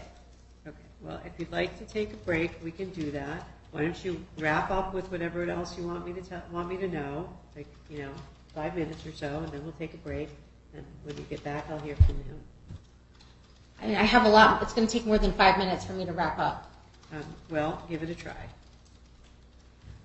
Okay, so I just wanted to say that he has no court-ordered custody arrangement or visitation arrangement with his other children. He can see them anytime that he wants. He only started taking them on the weekend after we made an agreement last June to have him have Angelina every weekend. And since he has no set schedule with his other children, and I do have a set schedule with my other daughter, which is from Friday at 6 to Sunday at 6, but he brings her to church every week, and he follows the part that says about religious obligations. Since Matthew is not following that, I don't feel comfortable with him having her on Sundays anymore, because that's an important part of our faith. So that's why I no longer like him having her on Sundays. If he was going to bring her to the church and then take her back, I would feel so much better about it, but he won't do that. If I told him she has soccer, he says, no, I'm not bringing her. You can schedule it during your parenting time. So he's saying he wants to have these visitation days, but he doesn't comply with our agreement. And so, for example, it says about 4th of July here. On even years, the 4th of July will be spent with him. So that means that he's going to have her on Monday for 4th of July. But there's loopholes where it doesn't then say how she's going to come back to me. So now she's going to be with him on Monday. The daycare is closed. It's a holiday where she's set with him. The next day is Tuesday. There's nothing in there that says where the child's going to get returned. So what would you? That's why you two have our family wizard. There's going to be a million things like this raising a child that won't be specified. So do you have a request for what happens July 6th? Well, I was requesting regarding my family wizard that he be required to view and respond to the messages within 24 hours, because he purposely ignores my messages. And I can see when he opens them. If he sees the word religion, he won't open the message. If he sees the word contempt, he won't open the message. He only picks and chooses, and then he reads it and he doesn't respond. So in my other order, it says that the parties have to respond within a certain amount of time. Okay. And what do you want to tell me what you want to have happen at the end of the holidays? So I think that he should bring her to daycare. I mean, that would be... Right, but the daycare's in Bethany now, right? Yes. And before this, he was bringing her to my mother's in Woodbridge for almost 7 months straight until she started the school in Thomaston, which again is 45 minutes from my home. I can't, with the price of gas, it's cost me over $100 to fill my gas tank. I can't manage it anymore. So I need to do what's reasonable for me for childcare. And in addition to the fact that he's not paying any child support like he was ordered to do, and I'm paying for everything for the child by myself with no help from him whatsoever. I haven't received a penny since December 2021, not one penny. Do you want to tell me what you think should... Oh, you said daycare, but is the new daycare?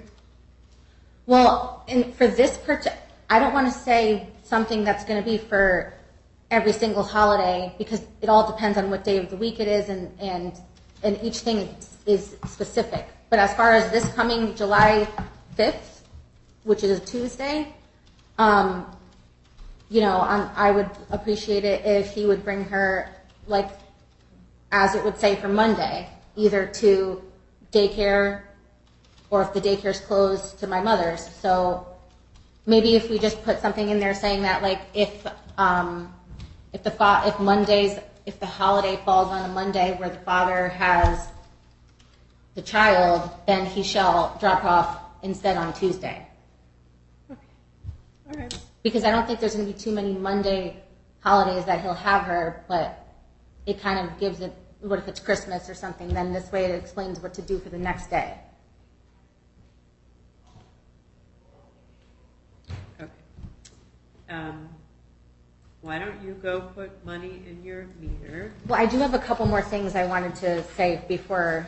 Okay.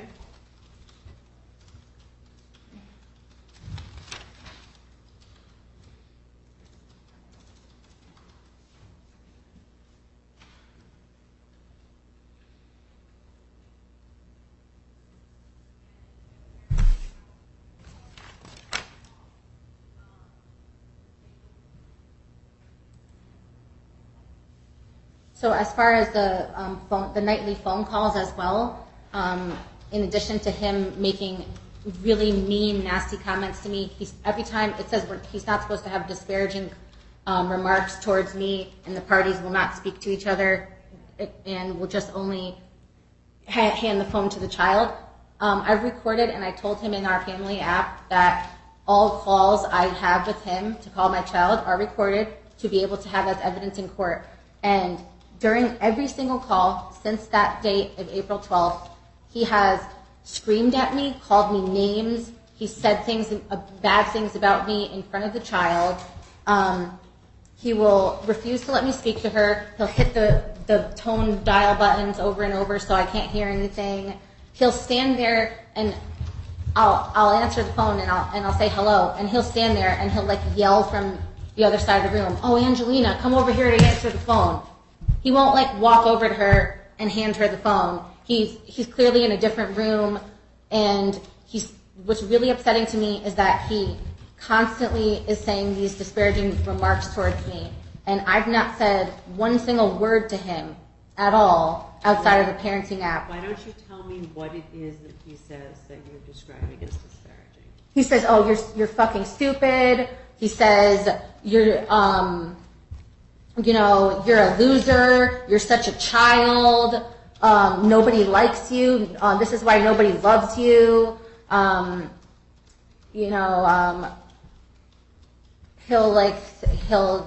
have them all recorded, and Right, so you're recording his phone calls with the child? yes, because he says disparaging comments and screams at me. He's saying all these rude comments to me in front of the child, and not only that, but he refuses to let me speak to her. And on several occasions, like on this past Sunday, I tried to call. I called one time. He wouldn't give her the phone. He also insists on him holding the phone, and he will talk. Like, I'll say to him, every time I try to speak to the child, he interrupts, and he will respond. If I'm asking the child a question, "Oh, what did you eat?" "Oh, well, we ate this, we ate that." Like, he'll respond. And I get like frustrated because I'm not trying to speak to him. I don't want to speak to him. I want to speak to the child. And then he will refuse to let me talk to her. So on this past Sunday, for example, he refused to let me speak to her, and I called multiple times. Finally, he answered, and I heard him yell from across the room saying, "Oh, come over here, Angelina, to answer the phone." And then he, it sounded like he was going to put her on the phone, and then it sounded like she hung up, and then I tried calling back 11 times. I left voicemails. Each time I called, I recorded myself leaving a voicemail to document the time and everything. And he did not answer. He refused to answer. He only answered the one time, and he just let her run away, and he didn't even have enough decency to answer me in the app or anything, or to try to just let me say goodnight to the child. And he'll talk about me with his 14-year-old son, and he'll make insults saying she's. How do you know that? Because I hear them talking. He has it on speaker every time when the phone call. it's on speaker, and you can hear his son and him talking on the speaker when I'm trying to just say goodnight to my daughter. Okay. So I want it to be so all So of our... what is it that you're asking me to order about the phone calls? I'm sorry? What do you want, are you asking me to change the orders about the phone calls? Well, the other thing about the phone calls is that when he calls, she'll start crying, and she'll have a meltdown, crying, screaming, saying, I don't want to talk to you, I don't want to talk to you. And, like, so I feel that this is, like, upsetting to the child, and it's causing her more anxiety and stuff, and he, I feel, is, like, trying to manipulate the child and trying to say, don't talk to her, don't talk to her. So, you know, I feel like, you know, I do want to be able to have the ability to call my daughter to say goodnight, but I do wish that you would make it so all communication between the parties is limited to the parenting app. No communication through the parties during any phone contact, because every time he uses it as a means to say these nasty, mean comments in front of multiple children. And, you know, I've had conversations where I call my daughter, my 7-year-old is next to me, and he's over here calling me names, and it's being recorded. And so it's like, I don't feel comfortable with that. I don't want him to be able to speak to me at all, unless it's in the parenting app. And I want him to have to read it within 24 hours and respond. Okay. And same vice versa. Okay. All right, do you want to put some money in the meeting? I just wanted to just wrap up really quick, Okay. because I don't want to lose an opportunity to say what I have to say. It's not a choice. I mean, you know, if you, why don't you still put money in the meeting? We'll come back in 15 minutes, and then you can finish up. Well, what about the financial discovery? All right, well, that's a separate issue. I asked you, we're going to get to that last. All right, we're in recess, ladies and gentlemen. So the folks on our earlier case can come back up. Antar and Lodice, come on up. So the parties left. I think that this is my interpretation. I think that he left. Miss, Yes. okay, so we'll just have to read it until. Okay.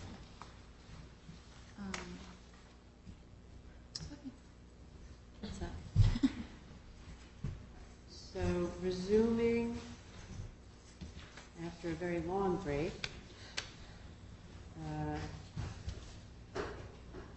Antar and Lodice. I'm going to hear from Mr. Lodice for a little while. Mr. Lodice, you've been sworn in. Yes, Your Honor. So I have a couple questions for you about some of the things that Ms. Antar said. Okay. But why don't you start by telling me if you want any changes to the current parenting plan, and if so, Yes, what I would. they are. I'd actually like to take over as primary residency for Angelina, and then I would also like to obviously readdress our orders that are in place because it would not match the primary residency. And why do you want primary residency? I just feel like that everything that Theodora has done for our daughter, or to me, or to our daughter, I should say, is nothing but hurting her. And you want me to start going through everything? Well, look, I don't think I have a motion before me from you to change. Yeah, I don't understand how you didn't, considering I filed it and everything. All right. Well, let me just. There's a lot of motions. Let me make sure I'm right. Earlier you guys said that it was not served. That could be. When did you file it? That was March 17th, I believe, was the day, Your Honor. March 17th.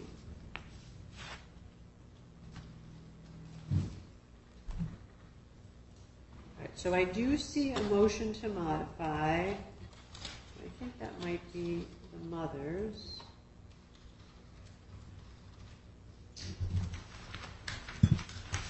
I see something back in March 10th. But that might be the day. I know it was that week because it was the week that we were here at court.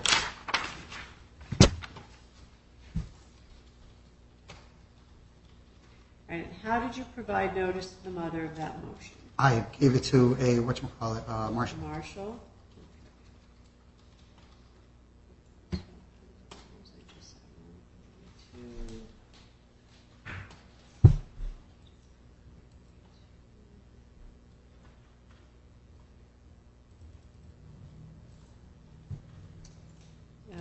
you get anything back from that, Marshall? I do not recall. It was a while ago. I don't think so. Let's see your return of service in the file for that. So would you take a look? Because there's a lot of motions in here. All right, so let's put that aside for a moment. Why don't you tell me about some of the requests that the mother is making about changing the access schedule and the Sundays? And Yeah, I don't want to lose. I only have 2 days off a week, and I get to see my children those days. I would definitely don't want to lose that Sunday with my daughter, especially considering I have my other children that day. Are they with you every other weekend? Or No, every week. Every weekend? All right. So what about the issue that the child's never with the mother on the weekends? I mean, that's kind of a... I would be open to that, but the only thing is, I just want to have, I feel like there should be a limit on that, because she's the kind of person who will take advantage of any loophole there is in our agreement, like she's been doing all along. And so I want to make sure that if she does that, it's not going to be, okay, every single week she's like, hey, I want Angelina this week. Hey, I want Angelina this week. Well, I agree it should probably be a fixed weekend, like the last weekend of every month, or the first weekend of every month, or something like that. I agree you two need a schedule. So is that something that you would consider? I'm asking you. You're asking me? Yeah, I'm asking you. Oh, I'm sorry. I mean, yes, I would be open to that. All right. And when would you want, if let's say Angelina was with her mother, you know, the second weekend of every month, when would you want to see Angelina that week? To make up for it, you're saying? Yeah. Whatever days would work best. If we're saying the weekend, what would the weekend entail? You talking about Saturday, Sunday? You talking about just Sunday? I think the child would stay with the mother that weekend. Oh, so stay with the mother all weekend, Yeah, so I wouldn't see her all so week. she could, you know, have once a month. So then I would drop off on Monday, and I wouldn't get to see her again till probably the following Monday then? Weeks, right. So that's what I'm saying. Like, if you were going to have the child not during those weeks, but not on a weekend. When? It's almost similar to our old schedule, which was like the 2-2-3 plan. Okay, well, I mean, if we do that, yeah, that'd be fine. But then, like, maybe it would be the next weekend I would have her, whatever. If I'm losing 2-3 days, so it would be that Wednesday, Thursday, Friday, Saturday, Sunday. Oh, okay, I see. You know what I mean? Yeah. So this way, the following weekend, this way, it's kind of like I guess a week on, week off type thing almost, but with a 5-day thing on it. So you would want the weekdays before your weekend. That would make sense to you. Okay. Yes. The only challenging thing with that now is she removed her from daycare as of Monday because she didn't like that the daycare teacher wouldn't make me bring in extra things for her. So now we don't have a daycare for our daughter. This is the first I'm hearing of the one from Bethany. I had no idea about that until she brought it up today in court. Well, I think if the child was with you during those weekdays, Yep. considering how far away you live, Yep. from the daycare she's using, that you would be responsible for your own. You make whatever arrangements you think are right, because it'd only be once a month. Also, remember, it'd be like 2 days once a month. So I don't know. You might take those days off. The child might be with your grandmother, your mother, whatever. Yeah, it's just hard for me to take days off because I owe a lot of child support I'm trying to catch up on. And it's just hard for me because without me working, I don't make money. You know, I have If to I stay. were going to order that, I would say you would make your own daycare arrangements. Okay. And you wouldn't be obligated to use the daycare back in Bethany because I think the commute's too far for the child to do. Yeah, well, I mean, either way, we have to figure out a daycare situation because our drop-off is always at the daycare now. So, like, that's the way we made our last schedule. So now I don't know what the drop-off is. Well, We have it set. what would you want it to be? We did a backup where it was her mother's house. Somewhere in the middle would be ideal.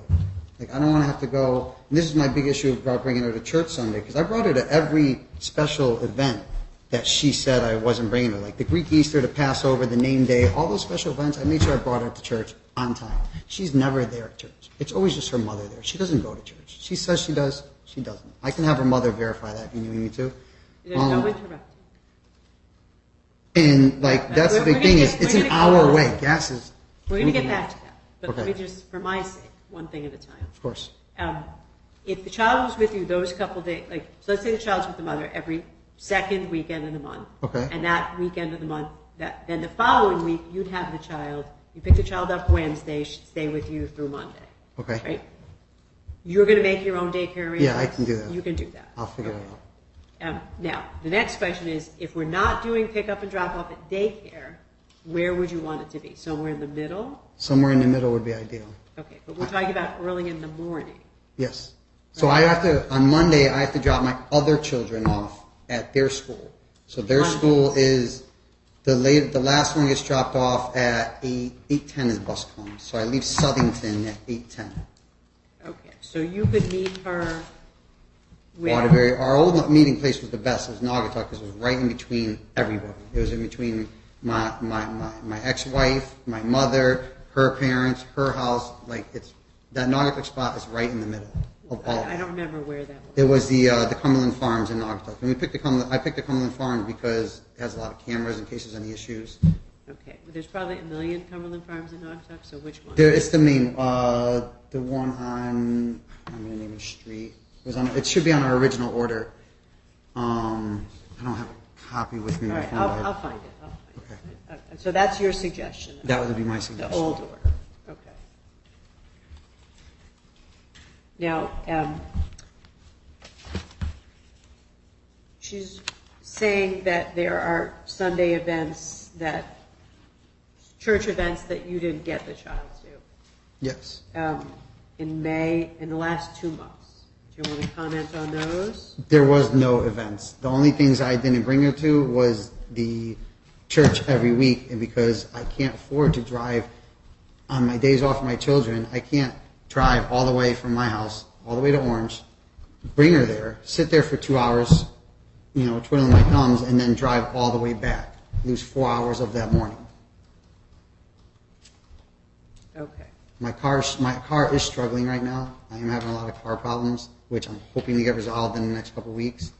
But it's going to cost more than I could afford right now. So long distance, it took me an hour and a half to get here today because I keep having to pull over, shut my car off.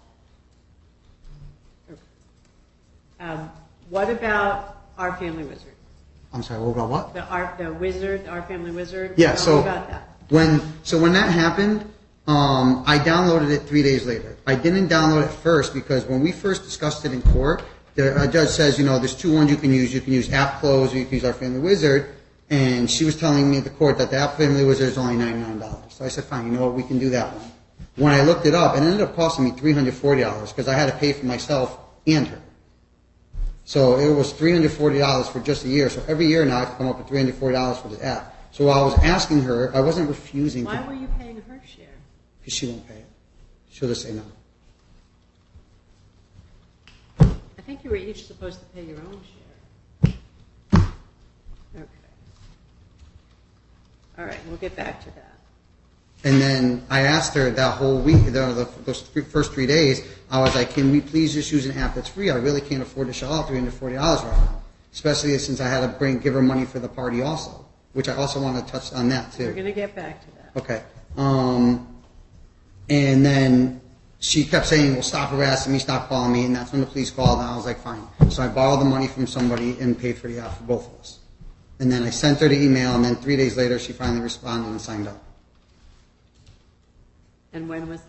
I believe, I want to say, it was like the 18th, 4/18. I can probably verify it on the app. For my email. Tell me about the birthday party. Okay, so the birthday party, we were talking about the birthday party. She sent me some screenshots where she was looking at the birthday party. Nothing was finalized. She was saying, here's what's available, blah, blah, blah. And it was $400 for the birthday. So I said, okay, I'll send you 300. I was like, and that allows, 600 total. That allows 200 extra to get cake, decorations, whatever other little things you want to get for the party besides the 400 for the actual party. All right? So during that time, she's like, well, I want more money. You need to send me 400. And I was like, well, I can't afford that right now. I feel like 300 is a fair amount. That gives you 400 for the party because that's what she was showing me the bill was. It was like $401. And then I was like, that gives almost $200 more where you can get all the other stuff. And then, so she spent the whole month of May telling me the party was canceled. I actually have copies of emails or from the app. If you'd like to see them, I made copies for her and copies for you. Okay. Of her saying I canceled it. Don't read to me from those yet. Let's Okay. just She told me the whole month the party was canceled. Those are emails from her These to are you? from the app, Okay. communications from the app. All right. So you want me to look at them? I do. You got to give Mom copies, and then I'll look at them. I do. I have a copy for both of you. Okay. All right. So, ma'am, are those what he says they are? Are they communications between the two of you over our family wizard? There are partial communications that don't have the complete, they don't have the full Okay. transaction. So, but they are what he says they are. They are partial communications. All right. So those can be entered as a full exhibit then. They'll be, I don't know who's who here. Defendants. All right, defendants A, thank you. All right, let me take a look at these.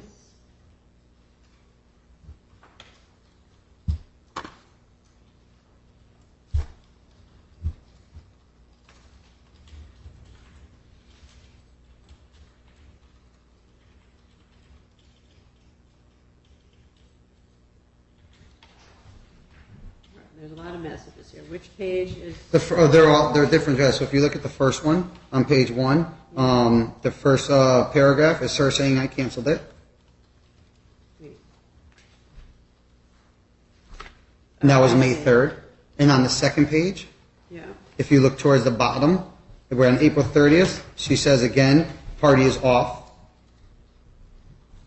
Okay. Again on May 2nd, she said, I will do my own party since you aren't paying more for this one. That was May 2nd. Okay. And then the other one is her saying, I'm not doing it with you because you're being rude and disrespectful. I don't need to be around you. Please leave me alone and stop harassing me. And I was explaining to her that, the party cost this much. I sent you an extra $200. And this is her still just denying it, saying that we weren't having a party together. And then throughout the month, I kept asking, what day is the party? What time is the party? Are we doing a party together? We're supposed to do a party together. And she just wouldn't respond to those messages until the day before I got a mail. Now, this is after I already planned my own party with my own family and everybody because I have to have a party for my daughter. I'm not going to not have one because she's not going to have one. So then I planned my own party. So the day before, she decides to tell me, make sure Angelina's in her dress for tomorrow. And I'm like, for what? For her party. I'm like, well, I never did that. So nobody in my family got any invitations or anything for this party. No one in my family was at the party except for my brother, who she called the morning of the party to tell him that she was having a party for Angelina. Are there more communications between the two of you after May 3rd about the party? There's me asking about it, and then not until the day before. I don't have any printed. I can have them. I can get them printed for you if you'd like to see them. Okay. All right. I mean, everything she does, it just hurts Angelina. So like when we were talking about the phone calls before, now that's a big issue with us. So Angelina is 3. So when she calls for her to talk to her on my phone and I call to talk to her phone, she's always just like, I don't want to talk to her. Or she'll say the same thing, I don't want to talk to him. Right? And then if you give her the phone, she'll just hang up. So what happens is when I call Theo, or I call Angelina on Theo's phone, she'll give Angelina the phone, Angelina just hangs it up because she hits the button. She hits the button. So when she calls me, I'll actually hold the phone so Angelina can't hang it up. And I encourage Angelina to talk to her. I would love to hear the recording she has of these calls because you would see the difference between when I call her and she calls me. That I encourage Angelina to talk to her. I try so hard. I make her talk to her. I chase her around. She's like, no, I don't want to talk to her. I don't want to talk to her.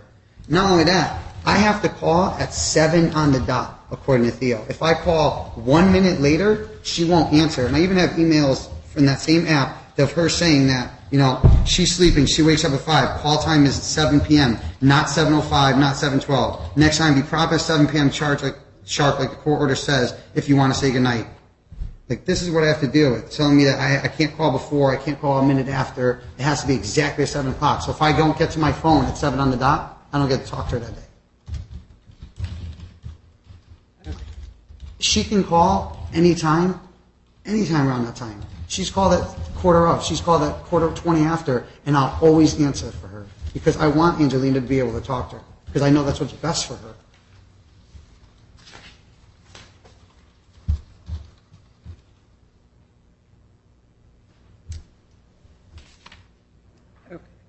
Okay.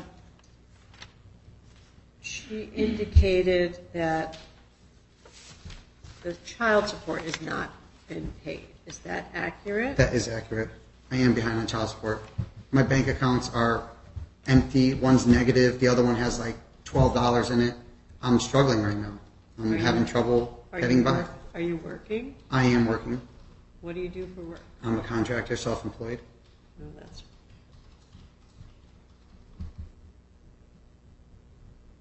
I'd be happy to show all my bank records.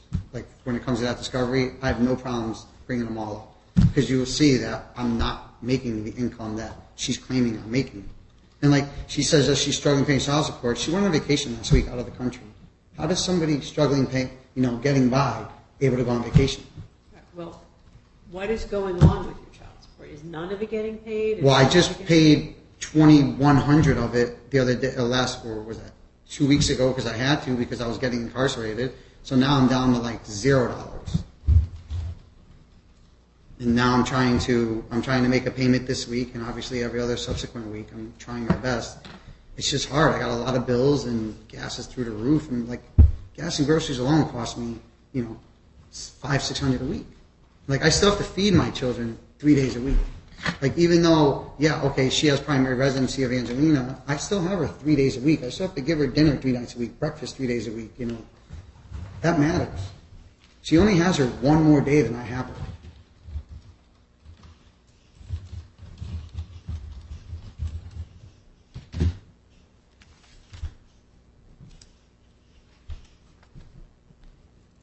I've been paying the daycare on time every time. And I also have a letter from the daycare. What's the daycare order? I don't understand the question. What are you required to pay? I believe 50-50 we agreed on. Oh, okay. See, when we agreed to all our agreements, we didn't do it through like you guys, when I say you guys, the court, deciding what we pay. We kind of came to our own agreement. I was making more money back then. I had a different job. So I agreed to pay half the daycare. I agreed to the $120 a week. Like all that I need to reassess now because a lot of circumstances have changed in our lives. Okay, well, if you two are both using the same daycare and both responsible for the payments, then ma'am, I don't think you could choose the daycare without his input. Like, I didn't realize that you're supposed to each pay, you're sharing the work-related daycare costs? Your Honor, may I speak, please? Okay, I'm not interrupting him to get your side of the story. I want to understand, does he pay, is he supposed to pay half the daycare? He is court ordered to pay 50% of the daycare costs. Your work-related childcare? For any work-related or any childcare costs for my child, yes. Okay, but, so then you two do have to kind of cooperate on which provider you're using, because it can't be like a crazy expensive person that you each have to pay half for. I thought you were each paying your own work-related daycare costs. And what's All right, so who do you use for work-related daycare? well, I had the advantage of taking Angelina on my time off. Okay. So if we change that, then we have to. Then I'm going to have to find my own daycare on those days. Then we're going to have to make different rules for the daycare. Okay. So if I enter orders of that keep the child with the father during your work weeks, then we'd have to make some arrangements related to the daycare. Okay. What? Can we make it where we just pay our own work-related daycare? Like, isn't that what child support partially is supposed to cover? No, child support has three parts. It's got child support, which you pay to each other. It's got work-related daycare costs, and it's got medical costs. But I misunderstood your situation. That was my mistake. So she has a schedule that she makes herself. Like, she can schedule appointments ever. So I have to pay for a full week of daycare. So do you. You're both self-employed. Yeah, but I'm a contractor where I can only work like 9 to 5 type hours for people's houses. I can't choose to go to someone's house and work at 9 o'clock at night. She can go she can do her work anywhere from her house. You can't do your work early in the morning and on the weekends? I can do it early in the morning, yes. You can't do your work on the weekends? Well, then I'll have to lose time with my other children. Okay. All right, what else? We have a few more minutes before we have to lunch. We have to take lunch break. So what else did you want to tell me? She's saying I moved around a lot. I didn't. I literally was at my mother's house until I got my own place, and those are the only places I've lived. She's saying I'm having different women around my daughter all the time. I don't have any women around my daughter except for the one I have been currently seeing for a while now. She says I use drugs. I don't use drugs at all. She's just trying to like throw things to like soil my name. She says I'm creating emotional damage for my daughter, which is the opposite because she's creating emotional damage. That's why I was applying for the custody because she had been refusing to take her. There was weeks on end where she didn't even see Angelina. And the reason I did say that Angelina doesn't know her because Angelina doesn't. When Angelina's with her, she spends most of the time with her mother, not with Theo. And like finally, since our last court date in April, she has been following the agreement and taking her. But prior to that, there would be weeks on end she would just refuse to take her. And I have plenty of emails and stuff that prove all that. Right now, even when we left court, our last court date with you, and we went outside, she followed me to my car, even though we had just, or it might have been Portland, we had just decided the new pickup time and where it's going to be, and she followed me to my car, and then stood in front of my car, refused to move until the cops came. She ended up getting arrested for filing a false report and disorderly conduct, and now there's a restraining order against her protecting me from being harassed. All because I wouldn't go pick up my daughter early because I couldn't because I had an appointment to go to. You have a protective order against her? Against her. Which court did that go to? To here. You went across the street? The one over there. Okay. Like everything has been harassment. She's emailed everyone in my family. I can't even post pictures with friends because she'll email them. She'll send them pornographic pictures. She sent my own mother pornographic videos she found of me from years ago. My own mother, she sends them. Like pornographic pictures that I've sent to her, that we've sent in private to each other, she would send to my family, my friends. I have like 25 different people who are willing to come in and testify on her harassing them. She's unstable. She's not showing that she can be a good mom for Angelina. And another thing on our agreement is we set it up where on Fridays she can bring her to my mother's house. And when we were setting up the agreement, I was like, okay, don't bring her past, earlier than 9 o'clock. So do it like, anytime after 9 a.m. Now, for her to like attack me now, what she's been doing, she brought her last week at like 9 o'clock at night. Like she's telling me that our daughter goes to bed at 7 when I'm calling, that I can't call later than that. But then she's bringing her to my mother's at 9 o'clock at night. She's just doing everything she could to try to just make things difficult for us. And it's only hurting Angelina. It's not hurting me. It's hurting our daughter. And our daughter is telling me all the time, like, I don't want to go back to Mama's. I'm like, you have to. I'm like, I don't know what to tell you. Okay, we are gonna break until 2:15 for the lunch recess. Okay. And then we'll come back at 2:15 and we'll finish up with you, and then I'll have some questions for you, and we'll see where we're at. So I'll see everybody at 2:15. I think they could probably leave you their stuff, right? Yeah, so you can leave your things on the table because the courtroom will be locked. Okay. Yes, ma'am. Your Honor, I'm asking if, due to all these false allegations he's just stated and the fact that I wasn't allowed to, I feel I'm being treated unfairly. I wasn't allowed to give any of my evidence, but you willingly took his evidence, and I asked for an attorney when this first began, and I was denied that right. I would like an attorney, please. I don't feel that I'm being treated fairly. I'm feeling that this is unfair bias towards him on your end, and I feel like I'm being treated unfairly by this court, and it's an unfair bias. I'd like an attorney. I have over 90 exhibits that I prepared for today's court date. Ms. Antar, number one, I've already addressed your request for an attorney. Number two, you didn't offer me any exhibits. So it's not that I didn't take them, you didn't offer them. So if there's something that you want me to look at, then we'll do exactly the same thing that I did with the things that he wanted to look at. But he said, I want you to look at this. You never said that to me. I didn't know you had exhibits. I was interrupted multiple times by you. Yes, ma'am. You are interrupted because you never stop talking. The only way that I can get you to listen to me is to interrupt you. I don't normally interrupt litigants, but this is the experience that I had with you the last time you were here, and this is the experience I've had with you here today.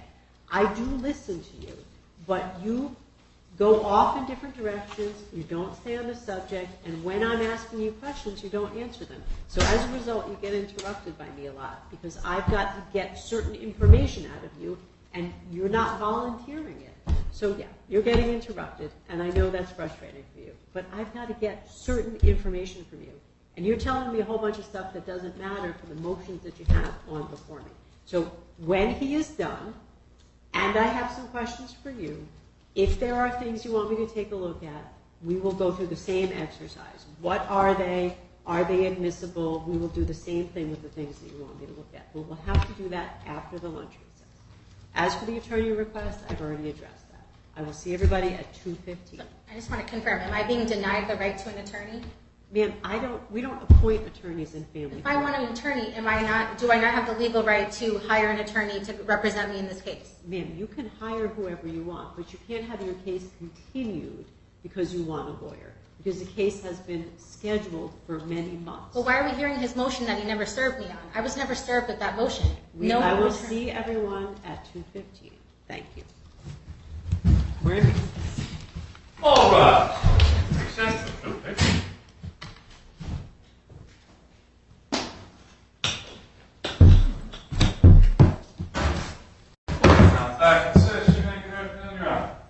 Good afternoon, ladies and gentlemen. Please have a seat.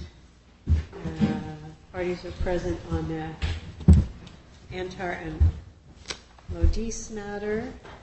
We're back from lunch. And when we broke, we were in the direct testimony of Mr. Lodice. So, sir, was there more you wanted to tell me? I think when we broke, you were talking about the pickup and drop-off time, sometimes being at your mother's and sometimes being late. That's the last thing I had. Yeah, so one of the things that I would like to adjust, if we do get to the point of adjusting our arrangement and the pickup and drop-offs, is a better window of time for the Friday drop-off. She's going to be dropping off to my mother, especially since I have to pick her up from my mother's, and I can't go there at 9 o'clock at night to go pick her up. I mean, it's awful. What time is it now? It's any time after 9 a.m. We didn't, because I just didn't want to bring her at 7 in the morning, so my mother could at least get ready for the morning. So what time would you like it to be? Any time between 9 and 11? 9 a.m. and 11 9 a.m. and 11 a.m. Okay. Would be good. Okay. All right. So,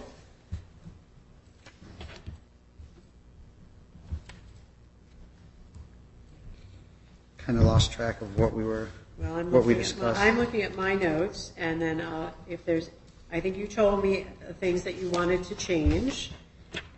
You gave me some options if I granted the mother's request about Sundays, or in part or in full. I also wanted to bring up that there's a Greek Orthodox church near my house that if she wanted her to go to Mass, I can bring her to that Greek Orthodox church right near my house. Is that a religion that you participate in? No, that's her same religion. Okay. It's just the one closer to me. So this way I wouldn't have to drive an hour to her and then an hour back. It's in walking distance of my house. I also wanted to hand in this paper. This is a certified letter from the director of the daycare, because Theo did mention that I was bringing her late all the time. But I have a letter here saying that the 9 a.m. cutoff was the cutoff time, and then I was only late one time, and it was due to car trouble, which I did call. And also that I have been nothing but respectful and caring, engaging with my daughter, and that all my bill was paid on time and always. I have that letter. I'd like that. All right. Is that something that you've seen, Ms. Antar? No. All right. Do you want to look at that? Yes.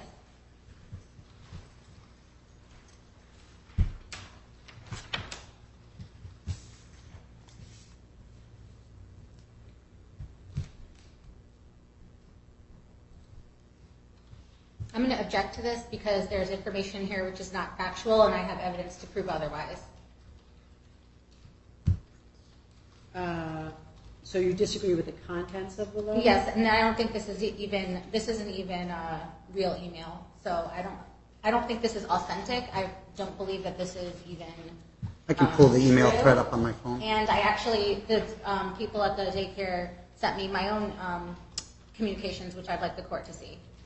Okay. Well, we'll take that communication that he offered, and you can offer yours when we're hearing from you again, and we'll see where we're at. It can be marked as a full exhibit. Okay. So I want to be mindful of the time. Is there anything else that you wanted me to hear I mean, about, sir? I can go through piece by piece, email after email, different things of like just showing her inconsistency with picking up our daughter.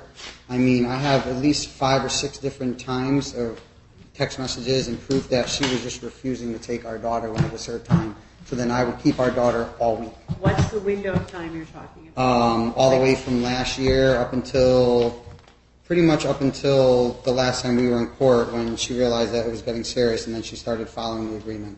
Okay. So the motions I have before me for the most part are about what's happened since the last time you were here. So you can hang on to those. They may be relevant for the overarching request to change custody, but they might not be relevant for the present motions. Okay, and another thing I wanted to bring up is the daycare. I mean, we are already been through 3 daycares. She got her kicked out of 2 daycares, and then she removed her from the last one. I just feel like the inconsistency with that, finding a way to, I don't know what the word is, like I guess navigate finding a daycare that works, that she won't cause problems at, that Angelina won't get removed from, or that she won't take her out of every time that a little hiccup happens. Why do you think the child's been moved from daycare? So the first daycare, when Theo and I originally split, I ended up seeing one of the daycare teachers, and Theo went in there and made a big scene because they wouldn't fire the daycare worker because it's not against their policy. So they're like, well, we can't fire him. She's not doing anything wrong. So she started swearing and yelling in front of the kids, and so they were like, all right, well, your daughter can't come here anymore. And then after that, she actually filed a report of abuse and neglect on the daycare director and the daycare teacher that I was seeing because she just wasn't happy with the results she was getting. On the second daycare, which was the private home daycare, Theo says that she was removed because of that it was a vaccine issue, but that wasn't the issue. The actual issue was that Theo kept showing up late and not on time, past the time that she's allowed. And then so the teacher had to drop her. She also didn't tell me that she dropped her, and I didn't find out about it until 5 weeks later after sending her 5 weeks of daycare money for that daycare. And then this daycare, the teacher told me that the reason Theo pulled our children, my daughter and also her own daughter out, is because on Tuesday they do what's called like water play. And then Theo's like, well, you need to tell the dad to bring the water clothes. Well, she's like, well, Tuesday's your day, so can you just bring in the water clothes? She's like, no, you need to tell her I'm taking my kids out. And so she ended up taking our kids out of, my daughter and her daughter out of that. And that was the last daycare. It's just, everything she does is just like a malicious attack at me, and it just ends up hurting Angelina. And I don't know how to stop it. I mean, I get she's filed for 3 restraining orders on me. 2 you guys dismissed. 1 she didn't even show up for court for. She's called the cops on me. I mean, I have, I think, 25 different police reports from 4 different police stations of her calling the cops, just trying to get me in trouble, throw something at me. She'll just do anything she could when things are not working out her way. And it's just, I just want to do what's best for our daughter. And I just feel like she doesn't want that. She wants everything to be from a retaliatory nature, and I don't. That's really all I got, I guess. Everything else is just, facts and evidence of all these things that she's been doing. It's, 40, 50 emails and text messages that I'm not going to bore you with, but, I mean, if you need to see them, I can show you them. But Okay, well, do you both want me, are there certain things that you both want me to look at? Like you both want me to look at the Family Wizard messages? I mean, I could show you. A lot of the messages are before we started with it, but I guess you said it's everything since April, so I guess none of that really matters. So I guess everything that's prior to April doesn't matter. So. Well, not for today's hearing. I will tell you that, I'll tell you both, that I've heard enough between the two of you that I'm very concerned that the long-term custody and access orders for your child are not working. I'm very concerned about that. That the level of conflict that you two have is not good for your child. That the number of the time she goes back and forth, it seems stressful. The number of different daycares she's been in is not ideal. I don't think the schedule is there's a lot of things here that are just not good for you, either one of you, for both of you or your child. So I am going to make some temporary orders today But I think the final orders regarding custody, you both have requests to change custody and change the access schedule. I'm probably going to have you speak with Family Relations about that when we're done here at 3:30 and have them screen you for appropriate services. I told them that I think it might be appropriate for a full custody evaluation so that they really look into everything you're both saying. They really look into all the claims you're both making, both of your backgrounds and histories, what's been going on with the daycares, what's been going on with the doctors and the police and DCF, and really give some recommendations to the judge who makes the custody decisions. I am very concerned that this is like too high conflict and that we need to make some orders that are definitive and will last.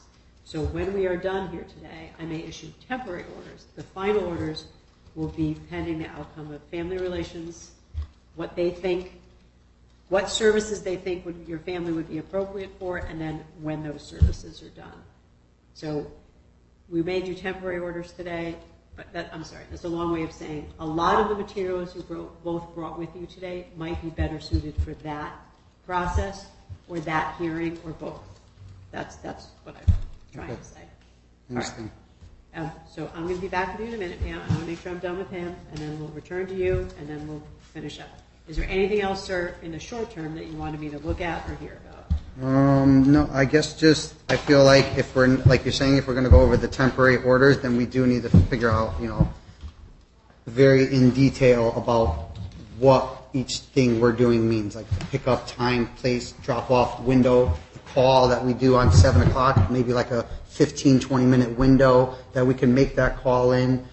Just like little details like that. That's kind of been loopholes I feel like have been kind of misused, and I don't want to see misuse anymore. Okay. I think you have explained a lot to me. All right. So, ma'am, I will hear from you about not everything all over again, but like things that you raised or things that, if there's things that you wanted me to look at, remembering that I'm going to keep them to the kind of window of the more recent events. So what do you have in mind?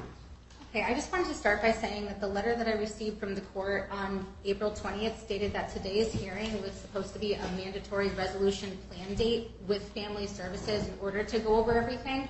And I just want to say that we never had the opportunity to even speak to Family Relations today. As soon as I came in, we were thrown into the hearing without any discussion from them. Second of all, I just wanted to say that none of the defendants' motions were set for being heard today. All the motions were for my motions for contempt, my motion for modification of visitation in custody, my motion for financial discovery, my motion to dismiss his motion I never got served with. So I don't feel comfortable with any of the orders being changed. I don't agree to that, and I did speak to an attorney over the course of the break, and before anything gets changed, I want to be able to hire counsel and have adequate counsel take over. I feel that it's unfair that the defendant is allowed to file a motion without being served. There's no proof of service. I confirmed with the court multiple times. I was never served. The last time he served me with something was in 2021. All right, ma'am, you filed motions to modify custody. Right. I filed a motion. So when you file a motion to modify custody, both parties can be heard on that motion.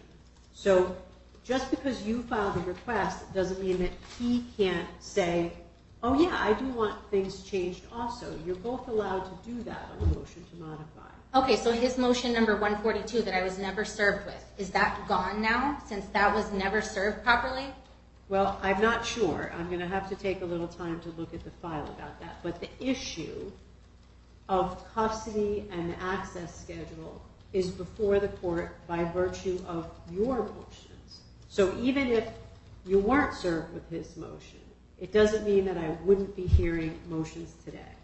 Okay. So it doesn't mean I wouldn't be hearing those issues today. Okay. So I just wanted to say that everything that Mr. Lodice just said was completely false. I just want to start with what he said about the April 8th incident.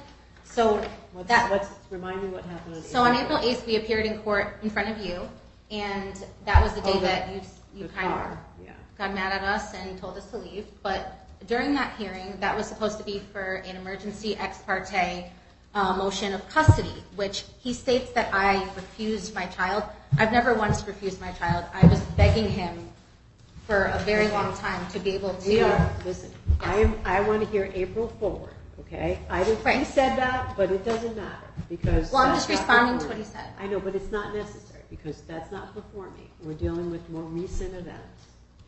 He told me that you followed the schedule since you set this new schedule, so that's fine. That's He the part also that matters. he also stated that in court that day we changed the schedule and then I followed him to his car and got arrested. That's not true.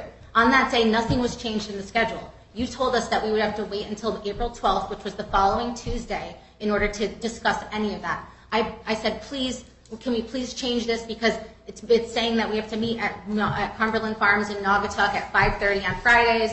This is causing problems. If I explained to him that he hadn't been for 6 to 7 months prior to that April hearing of April 8th, from September to April, he was bringing the child every Monday to my mother's in Woodbridge, and he was picking her up every Friday from my mother's in Woodbridge. There was no conflict because we didn't have to see each other during the pickup drop-off.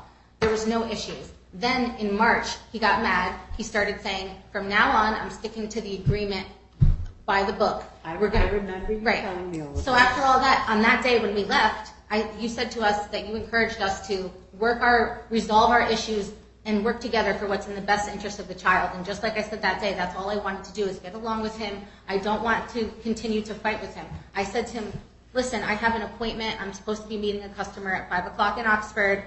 The child is at Woodbridge at my mother's, which is about 15 minutes from this courthouse. He lives in New Britain, 45 minutes away. I said, it's almost 4 o'clock now. When we left the court that day, I said, can you please just go get the child from my mother's? I have to go to be in Oxford for this appointment. He says, no, I'll see you at 5:30 in Naugatuck with the child. I said, I'm not with the child. It doesn't make sense. When we made that agreement, he says it was because it was halfway between both of us. That's not true. The only reason we chose that was because it was on my way to and from work, and I used to bring her with him. What he said about the daycare? Let me stop there. Yes. I have questions about that. Okay. If you both have flexible work schedules, why can't you meet in the middle to exchange your daughter? Because I don't have a flexible work schedule. He owns a successful construction company, and he has full control over his schedule. I don't. I thought you worked for yourself. I do work for myself, but I don't have full control over my schedule. All right, explain to me the work situation. So right now I have like a publishing company, and I sell newspaper ads and things like that. So sometimes when the paper comes out, I have to drop off the papers that are extra. I have to make appointments with clients, things like that. It's also, if I'm meeting with somebody at a place of business, I have to go during business hours. I can't just do it on. What I'm asking is do you get your own clients, or do you work for somebody else as an independent contractor? That's what I'm trying to understand. I get my own clients. So to a certain extent, I can control some parts of it. But what I'm saying is our schedule from February, from the last time when Judge Price Borland on April 12th ordered the change, all she mainly changed was the drop-off point. She got rid of that Naugatuck thing. And the only reason why I agreed to at first, I said, I'm having her in a new daycare, which I would just like to start by saying about the daycare, because that was something that you brought up saying that you were concerned about, but the way he's saying it is simply inaccurate. The first daycare, she was not kicked out of. I enrolled her in that daycare when she was 2 months old, and she was going there full time. It's the same daycare that my 7-year-old attended for 3 years. So I felt comfortable with that daycare. I found out in 2020, in December of 2020, that he was having a relationship with the 18-year-old daycare teacher. You were way too far afield for me. Okay, but he said... I said April of 2022, and you're in another year. But you're saying, why is she changing so many daycares? It's extremely important that you understand this. She did not get kicked out of the daycare. I have printed emails from the school. When I emailed them and said to them that the issue was that, one, she was having a relation... The girl actually complained that he was sexually harassing her. And the school was aware of it. They said no communication between him and the teacher unless it's through the Hi Mama app or through email through the school directly. The school, I have emails from the director, Dawn, stating that no communication between the two, which the girl was 19, he's almost 40. He has a very bad sex addiction, he has mental health issues and substance abuse. Okay. Stop. I asked you why you can't, if you both is self-employed, why you can't meet in the middle instead of meeting at daycare. answer that question. Can't have anything to do with his age or, tell me that. That's what I'm asking you. Because that's not what we agreed to, and also on my schedule is I going to be... understand that's not what you agreed to. I'm trying to figure out how to have less conflict for your child. So tell me why you can't meet in the middle somewhere, or why he can't drop the child at your mom's, or you can't drop the child at his mom's. What's wrong with Here's the those thing, he had no arrangements? problem dropping the child to and from my mother's for 7 whole months. I'm not asking you that. I'm asking you about the current arrangements right now. Like, why can't that happen? I think the current arrangements are absolutely fine. There's no reason to change it. Since April 12th, there's been no I issue. understand that that's how you feel. I'm asking you, why can't it be the other way? If your schedules are flexible, why can't you drop the child at your mom's? Why can't you drop the child at his mom's? What's wrong with those arrangements? So our current arrangement states the reason why I agreed to this too. It states that on Friday, I can bring the child to his mother's house anytime after 8:30 a.m. It doesn't say between 8:30 and 11, or you have to be by here. It says anytime after 8:30 a.m. I originally, on April 12th, asked for him to agree that he would just drop her at daycare on Mondays, no later than 9, and pick her up from daycares on Friday by 5:30. The prior agreement said meeting at those times as well. It said 8:30 on Mondays, 5:30 on Friday. Are you not going to answer my question? I'm just trying to explain it. I'm trying to explain myself. So to answer your question, I understand you don't want to, but is there anything that prevents you from doing it? Let's just make a decision. I Prevents me from understand doing you what? don't want to, but is there any reason why you can't exchange the child at your mother's homes? Well, currently, that is what we are doing. So I don't understand why you're asking that question.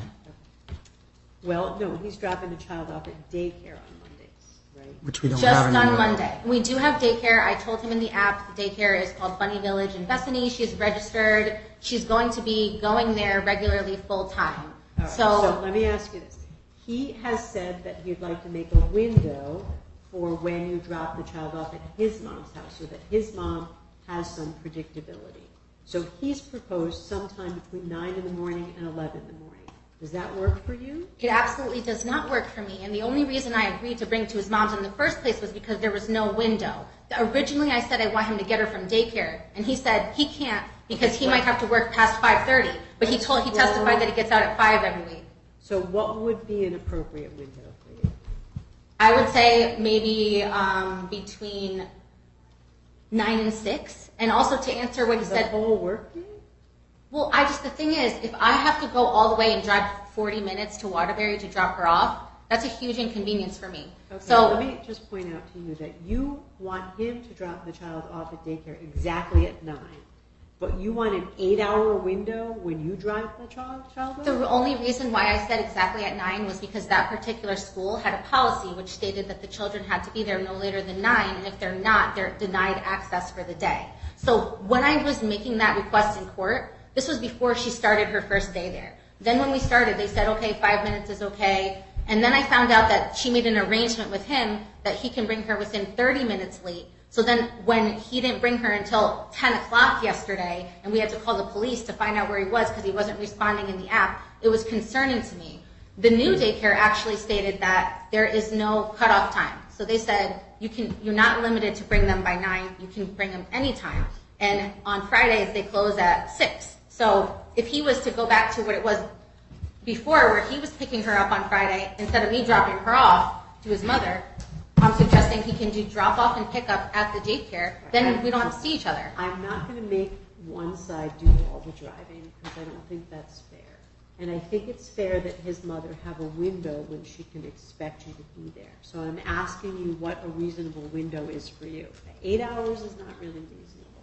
Well, he stated to me that she's home all day, she's retired, and she has her other grandson, so that any time is fine. He said there's no pressure. And so for me, with the sporadic way that sometimes I might have appointments, so if, let's say I don't have any appointments on Friday, I don't want to have to rush to go there. If she's going to be home all day, I think it's reasonable. Anything after 5, 6 o'clock, I can understand is a little late. And the reason why I was there at 9 o'clock was because we didn't go out of the country like he stated.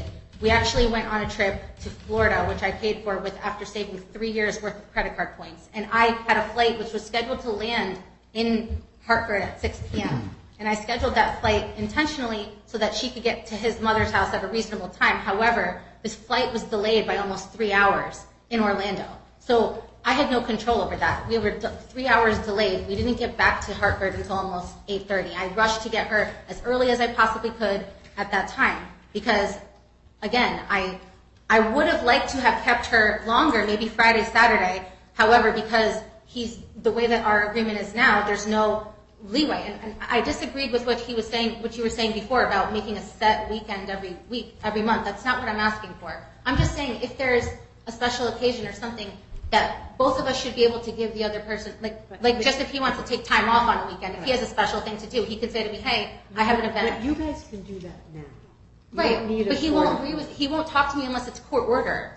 Listen, I am not going to put you two in a position when you leave my courtroom today where you have to agree on more things because you haven't agreed on anything in front of me the whole time you're here. So if your request to have the child sometimes on the weekends is a totally reasonable one, that's totally reasonable. Every parent would want some weekend time with their child. But I think we have to fix the schedule because there's no way that you guys are going to work it out. You can't work anything out. You couldn't work your child's birthday party out. So that's why I'm asking you these questions, because I would like to grant some of your requests, but I'd like your input. So that's why I'm asking you about the window of time to drop off at grandma's, which I don't think you've answered, but okay. And that's why I'm asking you about weekends, because you should have some weekend time with your child. But you two need a fixed schedule so that you're not negotiating. So do you want to revisit the window of time at grandma's? Otherwise, I'm just going to do what I think is right. I do want to visit it. Like I'm saying, usually the latest I ever brought her before that was 7 o'clock, and that's because I didn't have work that day and we were playing all day outside. 7 p.m.? 7 p.m. But they were all having a party when I got there. They were having a pool party, so it wasn't like everyone was sleeping or anything like that. There was 50 cars outside, so. I'm asking you about a reasonable window one last time, then I'm just going to do it. I'm saying I feel like maybe like sometime in the afternoon would be reasonable. I think giving me only 2 hours is too much pressure because I have a 40-minute drive, so. And it's a lot to get me and the child out the door. And I also have my other daughter who I can't even leave until she goes to school or camp. So if you're saying I have to be there by a certain time and I have to drop her in camp or school. That's what I'm asking you. What time do you drop the other child off? It depends. She's in a couple different camps this summer, and then usually she goes to school when it's during the year. So right now she's going to be in camps where it's like in Milford, and it's starting at 8:30. So by the time I get from Milford to Waterbury, if the cutoff is 11, it's like it's cutting it close. So I would say to make it sometime in the afternoon. I would say 3 o'clock maybe. I think that's. Work on Friday?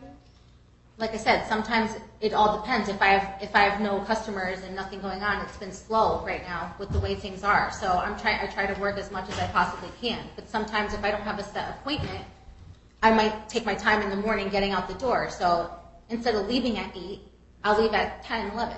Right. So let's go back to the weekend thing. Do you have a request about the weekends? Which weekends you would want? Do you want to tell me about that? I was requesting exactly what it says here in my current agreement, which I was hoping to match the same language, which states that if the mother has an activity with the child on the weekend, she shall notify the father 48 hours in advance, and she shall be able to take the child to said activity. If desired by father, said time shall be made up with a midweek dinner between father and child from after school until 8, drop off at mother's address. And that last part I'm flexible about. But all I'm saying is, let's say I have a friend and wants to plan a play date. Like I have a friend who texted me today asking me if I ever get the kids on a Sunday. So it's like, if I say to him a week in advance, hey, you know what, on this Sunday, I want to take her to the beach. Can I pick her up? I'm giving you a week advance. You guys can agree on that if you want to, but there's no way I'm going to put you in a position where you have to negotiate more because you don't negotiate well. You two you're not good at that right now. So I think that's what I'm saying to you. I'm not going to do that because it's too much back and forth between the two of you. I also added here about, like I said, both parents shall be entitled to 2 non-consecutive vacation weeks. Parents shall give each other 30 days notice, and... Do you have a request for this summer? No, not for this summer, but I'm just saying, in general, because I was thinking, about maybe planning a trip, next year, and I wanted to do it for maybe more than a week, and it's not possible unless I can have those extra days. Well, that's true. Do you have a request for summer access? I have no specific requests right now. I can't afford a vacation. Okay. All right, so I do want to be mindful of the time, because we are going to finish up at 3:30. I thought I'd only have you guys for 2 hours, and I think we're pushing 4. So, Your Honor, may I maybe suggest maybe 8 to 12 for the Friday drop-off? It gives a 4-hour window, plus it's still early enough where my mother could take her in, get her ready for a nap, and put her to bed. Does 8 to 12 work for you? Right now it's after 8:30, so 8 is just impossible. I can't physically ever get there at 8. It's a window. I would like the window to be starting at 9, because that's reasonable for me. I can't start my day before 9. Okay. Does that matter? Yeah, 9 to 12 is fine. Okay. Well, that's Same even thing. shorter. Why don't we do 9 to 2? Okay. Stop. You guys are not doing this on my time. I'll pick. He suggested exactly what you asked me for. And you said no. You asked me for noon, and he said noon, and you said no. He said 8. He started at 8. That's what I'm saying. 8 But to 12 is it's 4 a hours. window. So why is it only 3 hours and not 4 hours? Oh my goodness. Okay. Do you have anything else you want to share? Yes, I do. So, like I said, I'm asking that you rule on my motion to dismiss his motion number 142 because I was never served. Matthew stated at the 4/12/22 hearing that the judge said he had a choice between using AppClose and My Family Wizard. That's absolutely false. I just wanted to show this, which I wanted to give this as evidence. You have to tell me what it is. It's a court order. All right. Well, I have the court orders. Which one is it? What's the date of it? It's order number 439610. The date is 4/12/2022. Okay. I've looked at that, and it says Our Family Wizard. It says Our Family Wizard, so I'm just pointing out that he stated that she gave us an option. She did not. Also, the question came up about paying for it. It stated here on the same order, defendant father will pay the fees associated with the app, and the reason why is because during the hearing, he stated that he's willing to do anything it takes in order to facilitate communication. And he said he would pay the full amount no matter what it is because he said he was willing to go the extra mile so we could communicate with each other. And since that day of 4/12, there have been no issues with the drop-off pickup since we changed the location. And the communication, since he did download the app, it's been going through with the app. The only issue I'm having is, like I said, him intentionally ignoring the messages. So I was asking if they could order the same thing that it says on my other agreement, which Just tell the other judge. so on the other one, it just says like all communication shall be through the app. Communication shall be responded to within 40 hours of receipt. And since he clearly looks at the ones he wants to, I think that's concerning to me because how does he know what is in the message? What if it's important? And it's always regarding the child. So I believe that it should be returned on both ends within 48 hours. I think that's a reasonable request. In addition, he stated that about like the visitation, he said we changed our visitation schedule and that I subsequently followed him and got arrested. That's false. When we appeared on the hearing, I begged to change the visitation schedule that day, and we was told it would have to be heard on 4/12, and that the 4/8 hearing was solely for the ex parte. Can I ask you a question about that? Yes. Did you get arrested that day? Not that day. And actually, the only reason I got arrested was because he wrote a statement against me, which was full of lies. And actually, I never pled guilty to that. The charges are being dismissed on July 27th. I already completed all the requirements and that the court told me to do, and no charges are going to be filed. It's all getting dismissed because I should have never been arrested in the first place. And he, on the other hand, has multiple convictions on his record, including reckless endangerment. Was there a protective order between the two of you? There is. Yes, there is. What are the terms of the protective order? It's a limited. It's the lowest it can be. And that's also being dropped on the 27th, as well as the charges being dismissed. Right, and Your Honor, I have a copy of that police report if you'd like to see it. you can hang on to that. How will your schedule change in August? Are you starting school in August? Yes. Okay, and how will your schedule change? I won't be getting my schedule until July, so I don't even know how much my schedule is going to change. And also, I'm not going to be able to work as much because of that, so I might have to pick up another job or do what I have to do to work around it. So I'm waiting to get that schedule. Are you going to school in person or online? It's all in person. Okay, and where are you going to be commuting to? Hartford.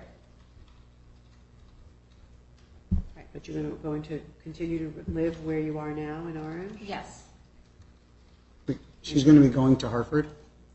That's what she said. That's like driving by where I live. Yes, I think that's probably true. Okay. So when you get your schedule, is this access schedule going to need to change? I don't think so because I'm going to be taking classes at night. The only thing that might change is my work schedule. If I have to start doing something else or change things with my work, that's the only thing that would change. But as far as the access, I believe that it shouldn't, because if he's bringing her to daycare on Mondays and I'm bringing her his mom's on Fridays, there's really that won't affect it. All right, so this is what I was asking. You expect to be taking classes in the evening?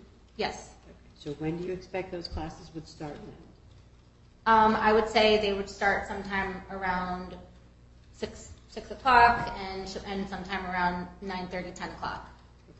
So who's going to watch the child while you are in this class? I'll have to have babysitter watching her. So the orders about daycare cover work. You understand they don't cover school?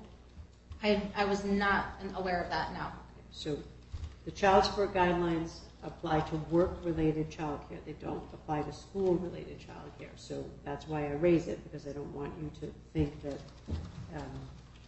when you make your arrangements, that is going to be something that you will have to pay yourself. The child support guidelines don't include school-related daycare.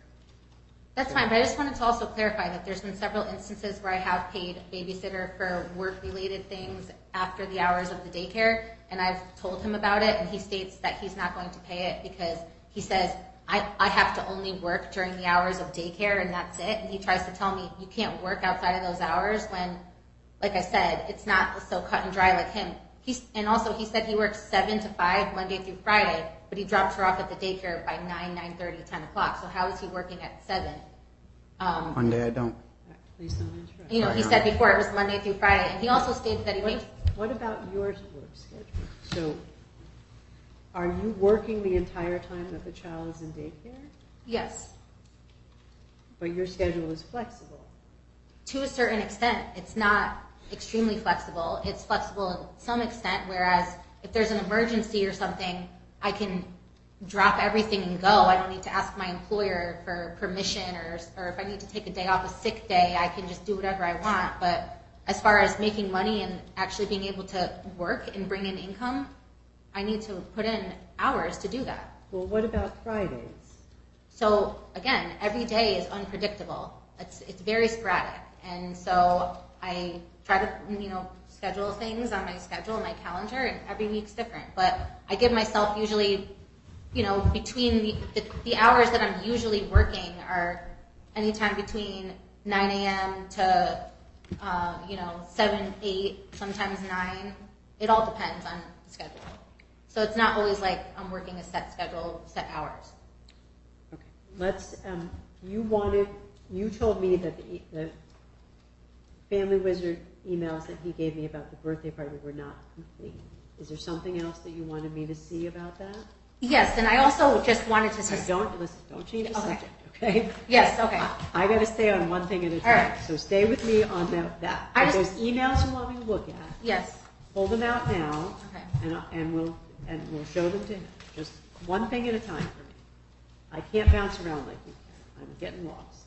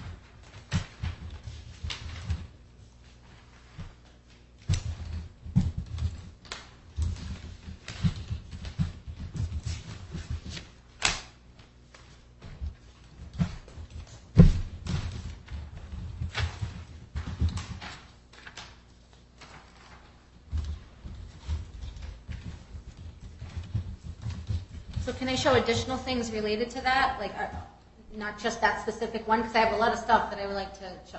Okay. I would like to start with those. Okay, let me try to find that specific one. Give me 1 second.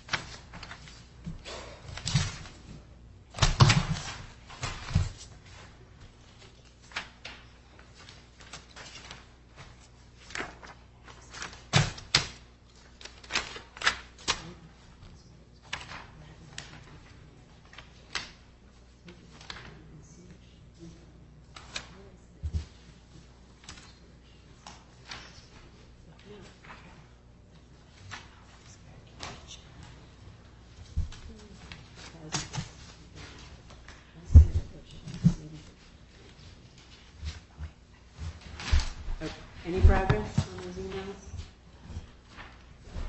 I'm sorry, it's because you're asking for one specific one, and I'd like to show what I have.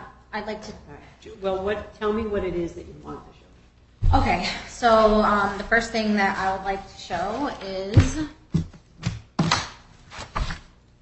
on here. This is a message from Family Wizard between the two of us, which is from April 28th, 2022 at 9:36 a.m.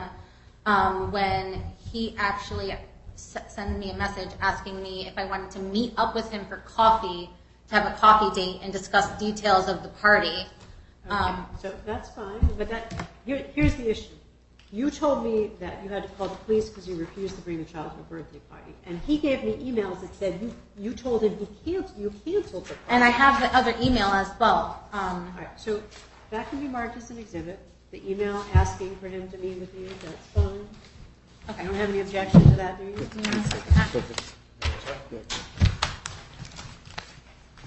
So I guess what I'm concerned about is that you told me he didn't bring the child, and he showed me something that said you canceled the party. So help me understand what happened there.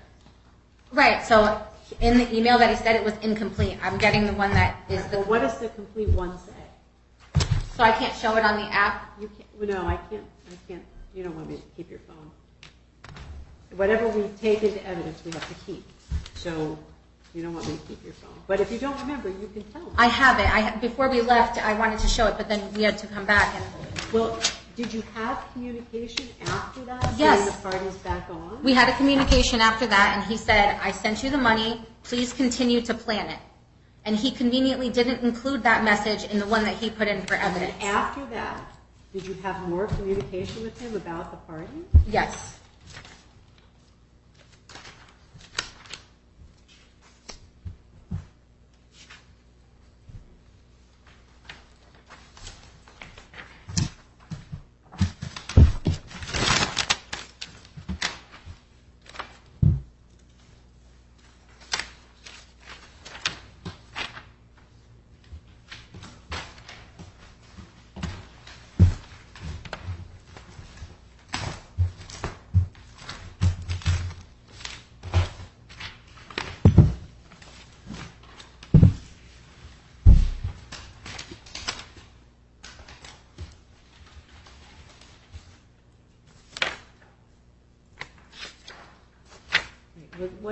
What were those communications like? Just tell me. I just wish I would have a chance to speak and show everything in the order I have it. All right, ma'am, I'm listening to you, and I'm asking you what happened. He says you canceled the party. What happened after you sent the email saying the party was So canceled? when I had originally sent him all those emails, I sent him the booking information. I sent him the screenshots of all of the things. It even said what was included. It stated how many pizzas, all the details. What happened after you sent the cancellation? After I sent him that, I asked him if he would be able to give me more money. He said no. So then I asked him, I said, okay. And then after that, he said, please continue to plan it. I sent you the money. You said it's at this place. Please continue to plan it. So he acknowledged that he knew that it was going to be at that place. He stated that I never responded after that, which is not true. So after you sent him the email saying it's canceled, did you ever say anything back to him like, okay, I will, or yes, it's back on?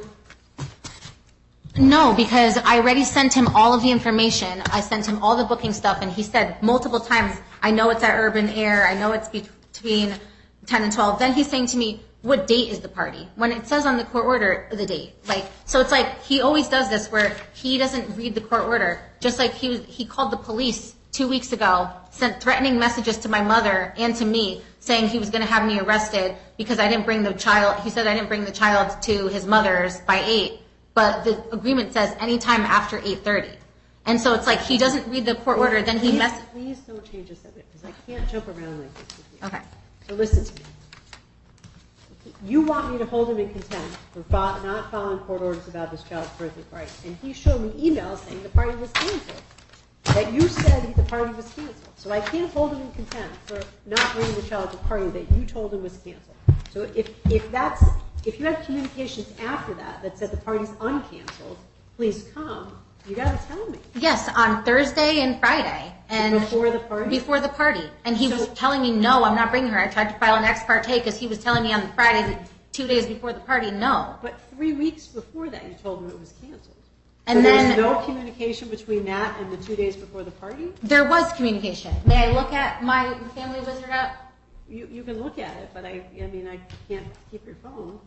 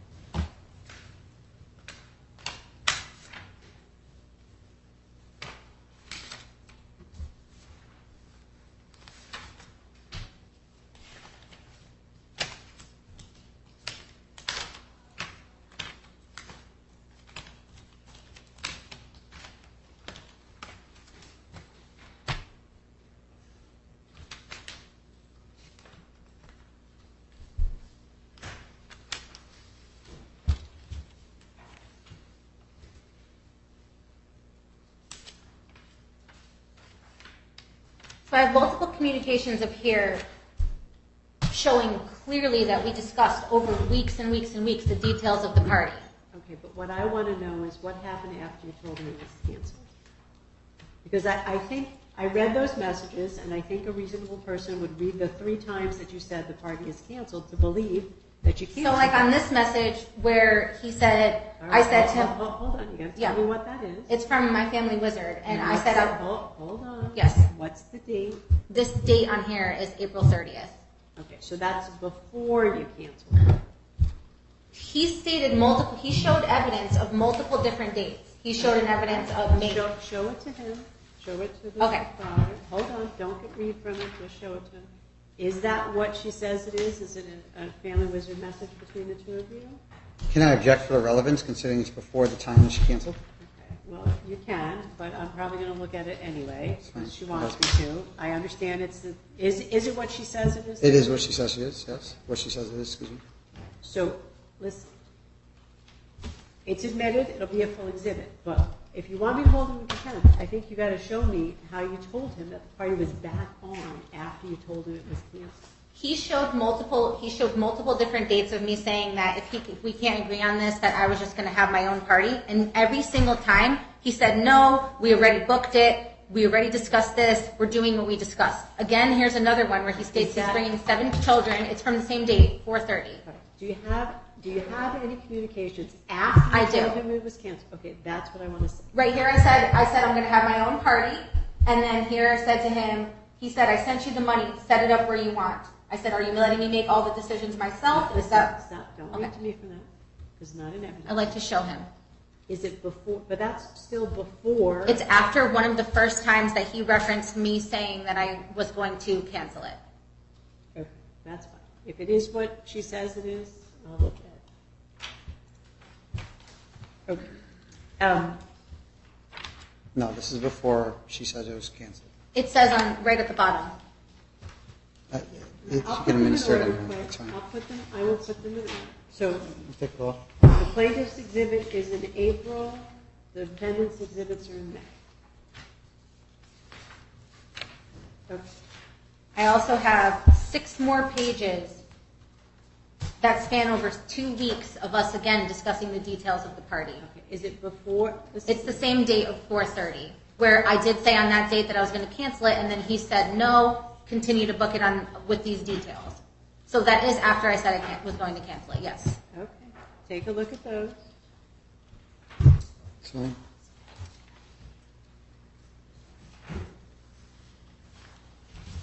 Those can be marked as a full exhibit.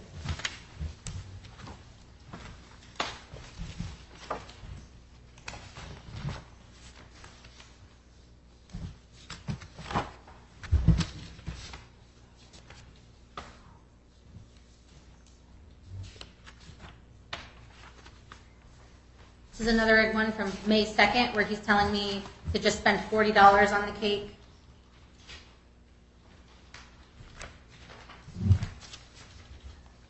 I guess. Yeah, that's fine.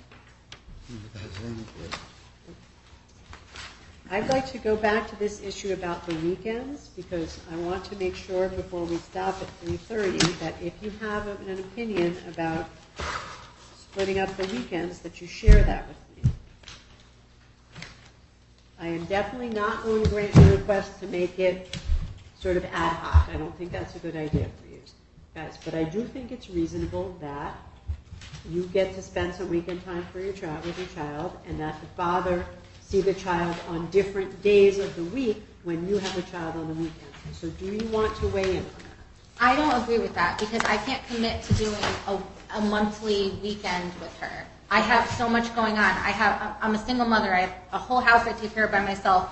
That juggling school, work. The only time that I can ever get things done or pick up extra hours or things like that is the weekend. And so I was simply requesting that we have that so that in the event if I wanted to do a vacation or plan something special, I have that option. But if he's not willing to agree to that, then I'll have to speak to an attorney about this. I'm not agreeing to having a set weekend that doesn't work for my schedule. Okay. I'd rather have no weekends than give in to his demand. Okay. Well, I actually think it was the other way around, Ms. Antar, that you asked me for some weekend time, and I imposed that on him, and now I'm asking you which weekend time you want, and you're telling me you don't want to schedule any weekend. I want to have the ability, like it says in my other court order. I want to have that same language in this court order. But you two can't do that, so I'm not willing to order. But we didn't have a chance to meet in front of Family Relations and discuss it. So the way, I just want to be clear with you, that the way the system works, the way the court procedure works, is that you only meet Family Relations once on your motions, and after that, you come see the judge. And that is what happened here. So there was no expectation today that you would be seeing Family Relations to negotiate, because you were set for a hearing today. So we are going to finish up, because I am very, very far over the time that I thought we would be spending together. You folks, I am going to issue some temporary orders on the existing motions. I'm not going to enter final orders on the existing motion, because the final orders are pending the outcome of your meeting and services with Family Relations. So you are going to leave my courtroom, go down the hall, meet with Family Relations, and they are going to talk with you and screen your family for appropriate services on the motions to modify the parenting, the legal custody, the physical custody, and the access schedule. So final orders on those things will not be issued until after Family Relations does their work, and if you can't agree, after a hearing. So temporary orders will enter after today. Final orders are not going to enter until after Family Relations is done with their work, and after, if anybody wants it, a full hearing on those motions. Everybody understand that? Yes, ma'am. Procedurally, everybody understand that? Yeah? I understand, but I also thought that you said after the break that I would have a chance to speak and show my evidence, and I was only able to give the one thing that you said related on that one issue. I have other things. These were all my motions for contempt. I want to be able to be heard. I feel like there's an extreme unfair bias toward him. I feel like I'm being treated unfairly. He was allowed to talk at several instances. He even interrupted you, and you didn't stop him. I just want to be able to show my evidence. I have so much evidence I prepared for this, and I'd like to be able to speak for a fair trial and say what I have to say and show the evidence to go into the court.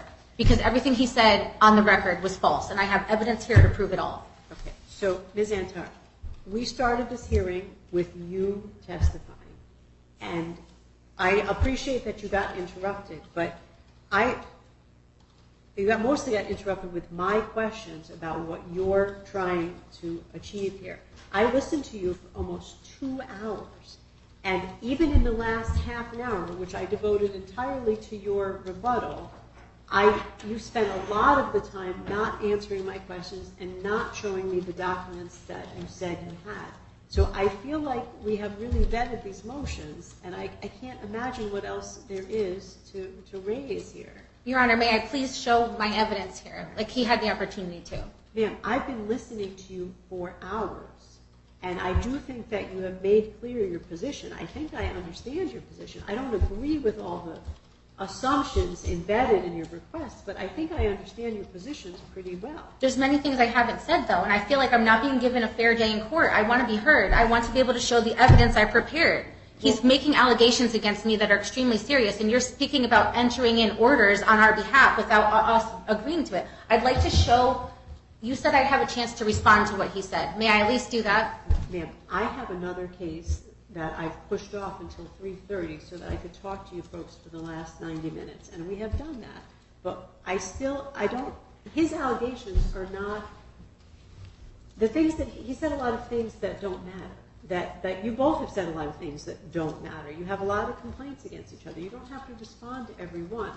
You have motions about the daycare. You have motions about the time change. You have motions about OFW. You have motions about the birthday. I think you have told me everything I need to know about those things.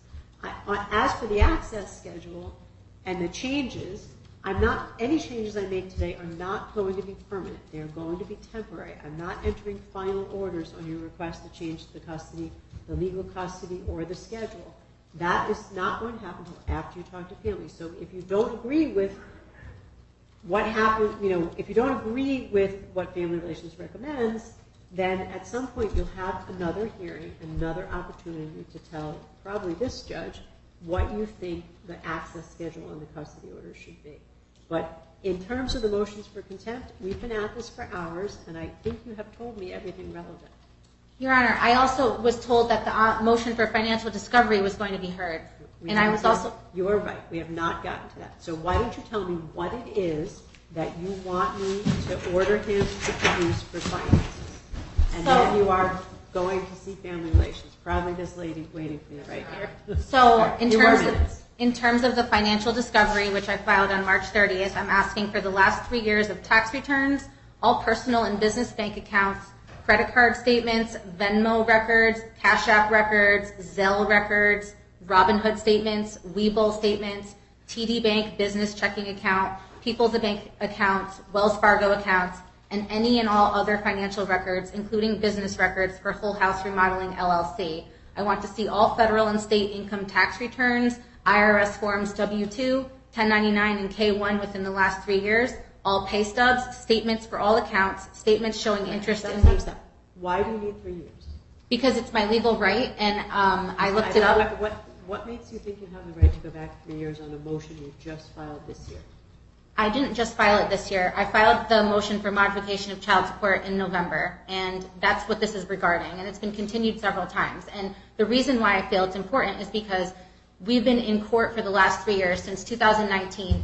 Mr. Lodice has lied several times about his income. He had stated in 2019 on the record... Stop. Listen. The way the law works is that once your case goes to judge, well, let me put it this way.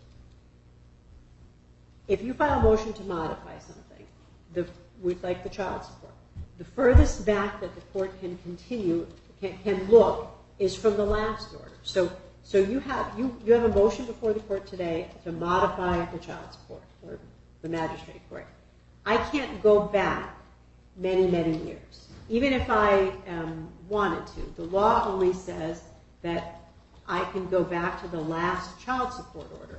So anything beyond the last before the last child support order wouldn't be relevant. So that's why I'm asking you why you need 3 years. Well, an attorney advised me that I have my legal right to have the last 3 years of all this financial information because discovery was never done. So therefore, we never had an accurate idea of what his income is. And he stated to me that he made excessive amounts of money in the stock market in 2021. He stated to me that now, since having Whole House Remodeling in April 2021, that he's making extravagant amounts of money. Did you hear anything I just said to you?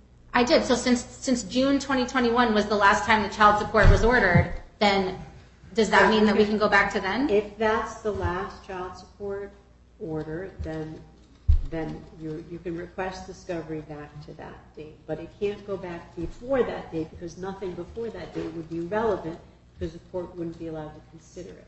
So then can we do it from June 18th, 2021 to present day? Because that's when the last order agreement was entered in 2021. Well, it can go back to the last child support order. I need to take a look at when that was. And I just want to be clear that both of you have to produce financial information to each other. So it's not just one way. When a court orders child support encompasses both of your incomes.